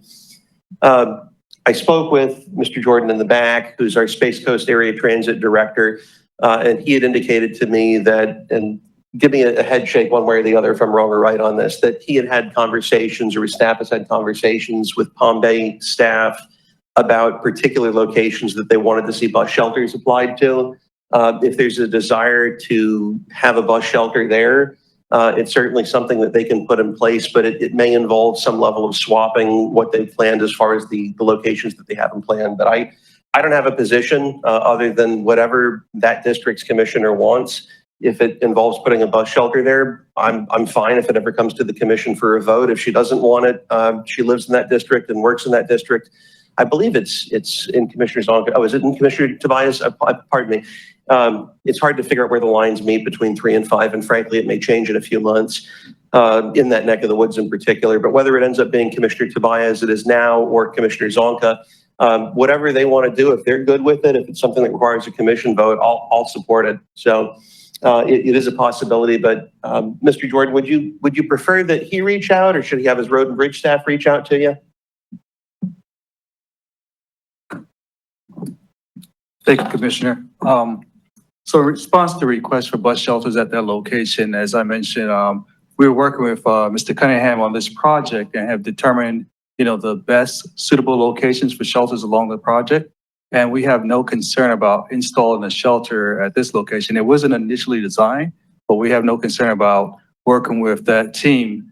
The only thing is that we wouldn't want to install a shelter preliminary to the project being done because of course it will have to be then removed or relocated. So we have worked very closely together with this project to determine the best locations for shelters and have no concern about adding one in. And it wouldn't even need a commissioner's approval. It's just a matter of what happens is we do a MOU with the local municipality, and it's pretty much an agreement that once we have the shelter installed, they're responsible for the shelter, and typically that's clean and maintenance. So we have, I think, we've discussed 3. Even the city of Melbourne has approached us recently about adding additional shelters along this corridor, and I asked them to get back with Mr. Cunningham's team to ensure that it was included in the project. I appreciate it. I know at least in my district, with respect to some of the bus stops in Merritt Island, and I think also in Cocoa as well, there are oftentimes areas, and I don't know where the lines are down there with respect to the CRAs, but there are often areas where the CRA can chip in. So for instance, Myra in Merritt Island chipped in to do some improvements on several of the bus stops in the island. So if there's something that they want in addition, if it can't be funded out of existing funding sources, either for the county or the city, if there's a CRA, it's another option as well. Thank you. And I'll just mention on that kind of front, the timing of the ending of this corridor study is it's good timing because this candidate resurfacing project is coming up at the same time. That usually doesn't always happen. So some of the tweaks that you're talking about are things that could likely be worked into the resurfacing design scope. And so as that design team from FDOT starts to reach out and ask about those types of things, these are the types of things you want to share with them. Thank you.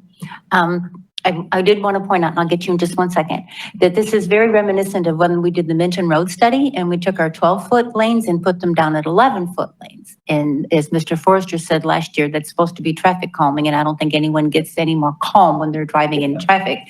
And they no longer have the 12 feet, and I know they only have 11, but you're taking this down to 10'6". In some locations, yeah. 10'6", and that is very, very busy in there. I mean, I've lived not far from there, and I'm in there often. And to go with less than the 12, is there no land on the sides that you can do this? I mean, I like the bike lanes and I like the pedway improvement, but to take it out of the middle of the road where drivers are already, and then they're going to get to the roundabout, I don't think that the 10'6" is a good idea. In the short term, and in the long term, actually, but outside of the roundabouts, we're not looking at moving the curb line. So we're not. Can you look at moving the curb line? Not in the short term, right? It substantially increases the cost of the project, which wouldn't be included in the resurfacing project. So we're looking at ways that we can calm the traffic without moving the curb line. And we're not pushing the bike facilities into that small space that we're creating. We're using that for speed management. So you're not going to see a curb up against the 10.5-foot lane. You're going to see just a new lane line. So I don't know if that, I'm not sure how it was done on Minton. The bike lane is going to be next to that. In that section of the corridor, there's not a bike lane. Oh, there isn't a bike lane? No, they'd be on a shared use path off the road. All right, because I wouldn't want to run over a biker, and I know that, it's very heavy with the students going there to FAT. All right, so that was my comment, and I'm sorry I didn't mention that I would get to you. Hi. Miss Hanley. You've only brought up Palm Bay High School. There's MCC, and that's where I went to high school back in the day. And the traffic when I went there was horrendous. And you're going to put a turnabout in there? Oh my God. And that's what I'm going to say about it. It's going to be, as Mr. Foster said, backed up. You're going to have that thing backed up past 192, way over to Hibiscus and then some. And you're going to have everybody screaming. If you put in that many 3 roundabouts, oh, it ain't going to happen. People will be screaming out of the woods if this gets out in the paper. I'm going to tell you right now. I've been in South Brevard County since the 60s. My parents have been coming here. I remember when Babcock was 2 lanes. And now having the wider lanes, it has calmed down things. And then you're going to say it's going to calm down things, bringing it closer. I don't see it happening. I really don't see it happening because that's the route people go into. Most people that live in Palm Bay go into Melbourne. And you're going to bring it down closer in there. So everybody's going to be claustrophobic. And putting a roundabout in there, this is going to be an absolute nightmare. You got 2 high schools on that corridor, right where you're saying, plus FIT. That's not going to happen. That's going to be an absolute nightmare. You think it's going to calm it down. It's going to have people road rage on there. I mean, like I was there when it was 2 lanes, and I remember just a little 2-lane road from 192 down. And when it got to the bigger road, it calmed things down. People weren't like holding the steering wheel going, oh my God. And that's how people are going to feel again. I'm, as a Melbourne resident, a Melbourne representative, I've got to go disagree with a lot of this thing. No way we're going to go. I know my council is not going to say, there is no way. When you see Vieira, we call it the super collider. I mean, that's what we call it, the super collider. That's the nickname of it. And you're going to put 3 on there? Oh, Lordy. It's going to be a problem. That one in Vieira is about half the size it should be. But I mean, it's a super collider. There's not an exit. And if you're doing the one on Vieira, there is a way to go. There's a little slot to go over to the side roads, but this is not even going to be a side road over there. This is a nightmare. I mean, I went to school on that way. I live in North Melbourne, and I had to go to MCC, and it's not as crowded as it is now. And it was backed up then. This isn't going to work. Madam Chair. Yes, If I may, I wanted to let the members know, because this may have not been real clear. This is another project that was submitted to us from a local government and said, all right, here's a corridor. We want to look at it not from a widening perspective, but multimodal. With Florida Tech there's just so many needs, and to look at it for safety improvements. So the DOT conducted the study for us. It is a state road. And so they have come up with some recommendations, short term, that they can actually incorporate in a resurfacing, which is like best case scenario, and then long term, which would be these larger projects, such as these roundabouts, that would have to be submitted to the TPO. The city of Melbourne would submit them, and we would prioritize them, and they would have to compete with a lot of other projects on our priority list. So it absolutely would need to be supported by council. And of course, we would want to hear from everyone. Palm Bay certainly has an interest in this, which I've heard, and that makes perfect sense. But I do think that we need a DOT built roundabout in Brevard County somewhere. And I think that once we have that, I think things would change from people's perspectives, maybe. So I put that on the table. But at the end of the day, what does the city want for their area? And what is it going to give us, and we have to look at all the different perspective there. So. Yeah, the long-term projects here are not a sealed deal. This is years probably down the road, if at all. I'm just looking at, that's not where I'm at right now in my life, but I remember, the backups to coming into Melbourne, from Palm Bay, coming into Melbourne. We have 200,000 people that come into Melbourne during the day. So, and we only have so many streets that are north and south. We only have in the Melbourne, truly a big quarter, we have US 1, Babcock Street, Minton Road, and Minton Wickham Road. Those are our 3 quarters. And then you're going to put a roundabout on that? Yes. And a lot of these improvements, they're proven FHWA countermeasures that improve safety, and moves traffic. But at the end of the day, it's what does the community want? And the department listens to that. And so don't think that it's going to be forced on you. We look forward to improvements in the resurfacing, and we'll go from there. Thank you. Thank you very, very. At least there are no tolls on the roundabout. Thank you. Thank you very much, Mr. Cunningham. Thank you. We're going to take the last item, item C, State Road 524 P&E study, and then items D and E, we're going to postpone those and we'll have those in the October meeting. Otherwise, we'll be here till 5 o'clock. So if that's all right with the rest of you, thank you. Do we need a motion or anything on that? We're just going to do that. No. All right. Thank you. C. D and E, we're going to postpone. This is item C we're going to do now. Thank you. Good afternoon, everybody. My name is Lorena Cusick. I'm with the Florida Department of Transportation. We're here today to present on the State Road 524 PD&E study. Here with me today is Bill Umlauf, and he'll go ahead and handle the presentation. Thanks. Thank you, Lorena. And thank you for having me here today. As Lorena mentioned, my name is Bill Umlauf. I'm with Contour Engineers. They hired us to do the P&E study on State Road 524. Specific project limits are along 524 from Friday Road just west of I-95 over to Industry Road. It's about a little over 3 miles of roadway improvements. We're looking at the study is looking at incorporating capacity improvements to the existing 2-lane facility to a 4-lane roadway. As I mentioned, we are, let me go back real quick. Other projects in the area is just not ours. We do have the Bright Line improvements. We connect up that Industry Road to State Road 501 project, Clear Lake, which is I think it's about 60% design along at DOT. You have the 528 improvements. Turnpike's doing some improvements as well too. So we got a lot of different projects that are going on in the area. But our specific project is along 524 from Friday Road over to Industry Road. Now I mentioned a P&E study. This is the second phase in the DOT cycle of a project. If you recall, a couple of years ago, they had the corridor study with Judy Pizio.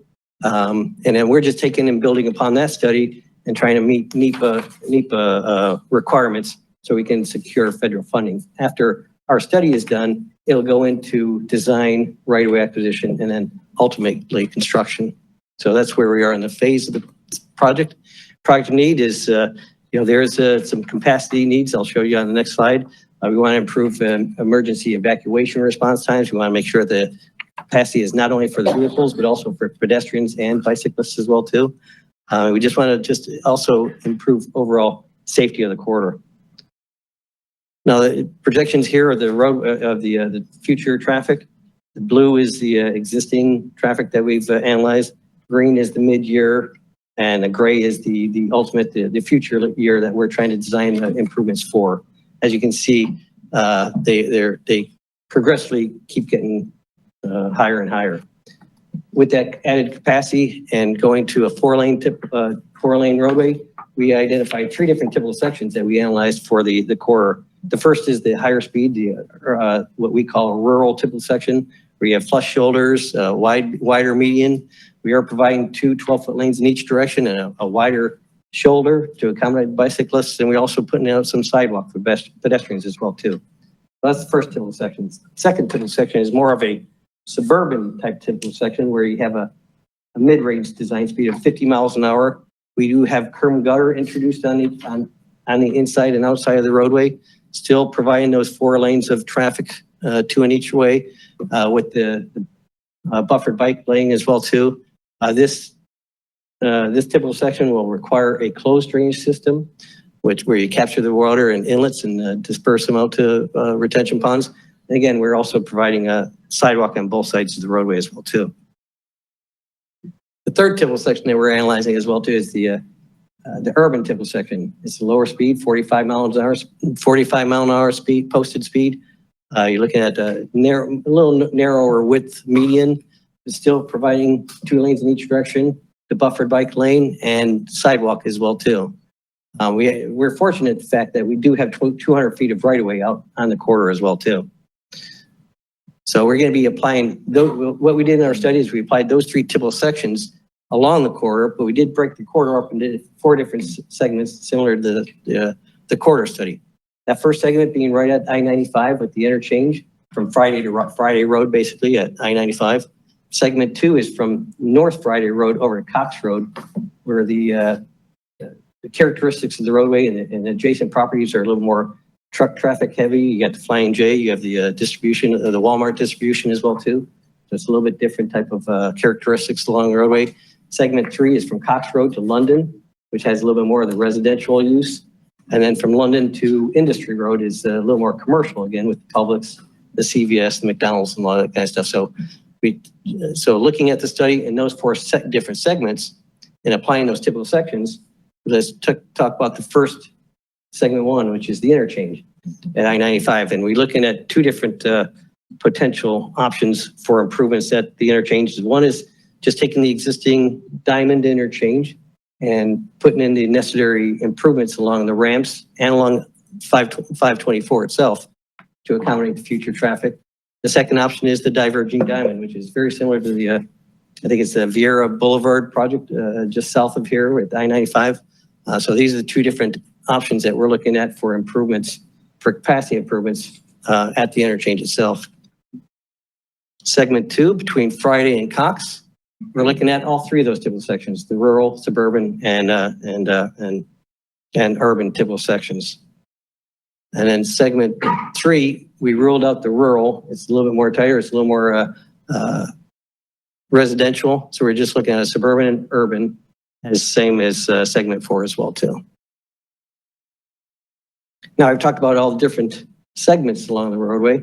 We have to also look at the individual intersections as well too. We're looking at doing improvements to Cox Road, to London Boulevard, and Industry itself. We're looking at, the baseline is the signalized each of those intersections, but we are also looking at, dare I say, roundabouts and displaced left turn lanes and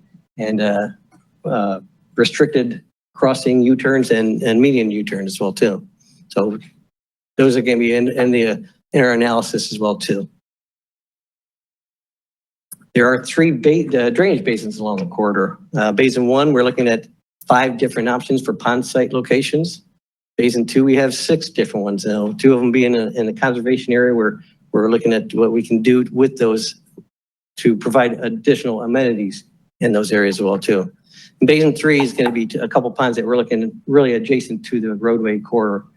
We do see that regional pond up in the top portion of Basin 3. That was an idea that we came up with brainstorming with all those different projects coming on in the corridor. We thought, we could use a regional pond, also help out some of the other flooding that we've heard about in the area as well too. But we went to the alternative public meeting back in May of this year, and we are understanding that that's been permitted for a different usage at this point. So it's good ideas, but sometimes they don't always fall through. Looking at the improvements, we also have to address any environmental concerns that we have. And we have a team on board as well too to look at the natural, social, cultural, and physical and natural environments as well too. So we take all this into consideration. We put them in the matrices here. We have the matrices for the 4 different segments. We also look at a no-build option as well too. We weigh all the improvements, the impacts with the no-build option. And we try to figure out what's the best preferred alternative at that point. And that's where we're at right now. We've presented this to the public back in May of this year. And we're just trying to move forward and get to that preferred alternative alignment. And that's where the schedule is. As I mentioned, we had the alternative meeting. We're getting together. I think we have a stakeholder meeting as well too next week, just to talk about the results that we got or the feedback that we got on our alternative meeting, and then just move forward and select our preferred alternative alignment. Now, if you want any additional information, all this presentation with a voiceover, a little more professional rather than me speaking to you guys, is located up on the website, the DOT's website. It's www.cfl.roads.com, and then enter in the project number 437983-1, and you can get a little more information on that. At that point, I'll just thank you and entertain any questions you might have. Yeah. Yeah, I'm wondering, you're aware of Cocoa Conservation Area, but evidently not aware of the very preliminary at this point. Nonetheless, we're moving forward, expanding that area, bringing back the hydrology of Mud Lake, which was cut off by 524 and 528, and has come down quite a minimal size. Now, it looks like the ponds you have, so you're obviously, that has not been taken into account here, and I'm not sure how much coordination is going on here. It concerns me. No, we're aware of it. They're just two of the options that we were thinking, and that's one of the things what we're trying to do is we're trying to build a win-win situation with that area. As well, too. Because we have this area that's heavily floods now. So right. Flood management is concerned, and this area has potential to really help us absorb stormwater. And we heard that during our, we had an individual came to the public meeting, and he expressed his concerns about that area as well too, about using those as potential ponds. Okay. Yeah, right. Sure. And that's part of the conversation that we'll have next week with the locals, with the city and the TPO and the county. Okay, so with staff from the city. Okay. Yes. Thank you. Are there any more comments? All right. Thank you for a really nice presentation. Thank you very, very much. It's very nice. Are there any comments before we? Okay. As I mentioned earlier, we're going to see items D and E in next month's meeting. So, Mr. Williams, did you want to say something? Oh, okay. I thought you were turning that toward me. So all right. Can we have a motion to adjourn? Oh, thank you.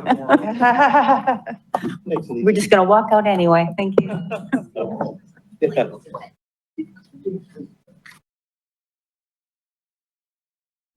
The opinions expressed by any member of the public during any period of public comment do not necessarily reflect the views or opinions of the Board of County Commissioners of Brevard County, Florida, Space Coast Government Television, or the program sponsor, and are solely those of the presenter. The Board of County Commissioners of Brevard County, Florida, Space Coast Government Television, and the program sponsor hereby expressly disclaim any and all responsibility or liability for any defamatory or slanderous statements expressed by any member of the public during any such period.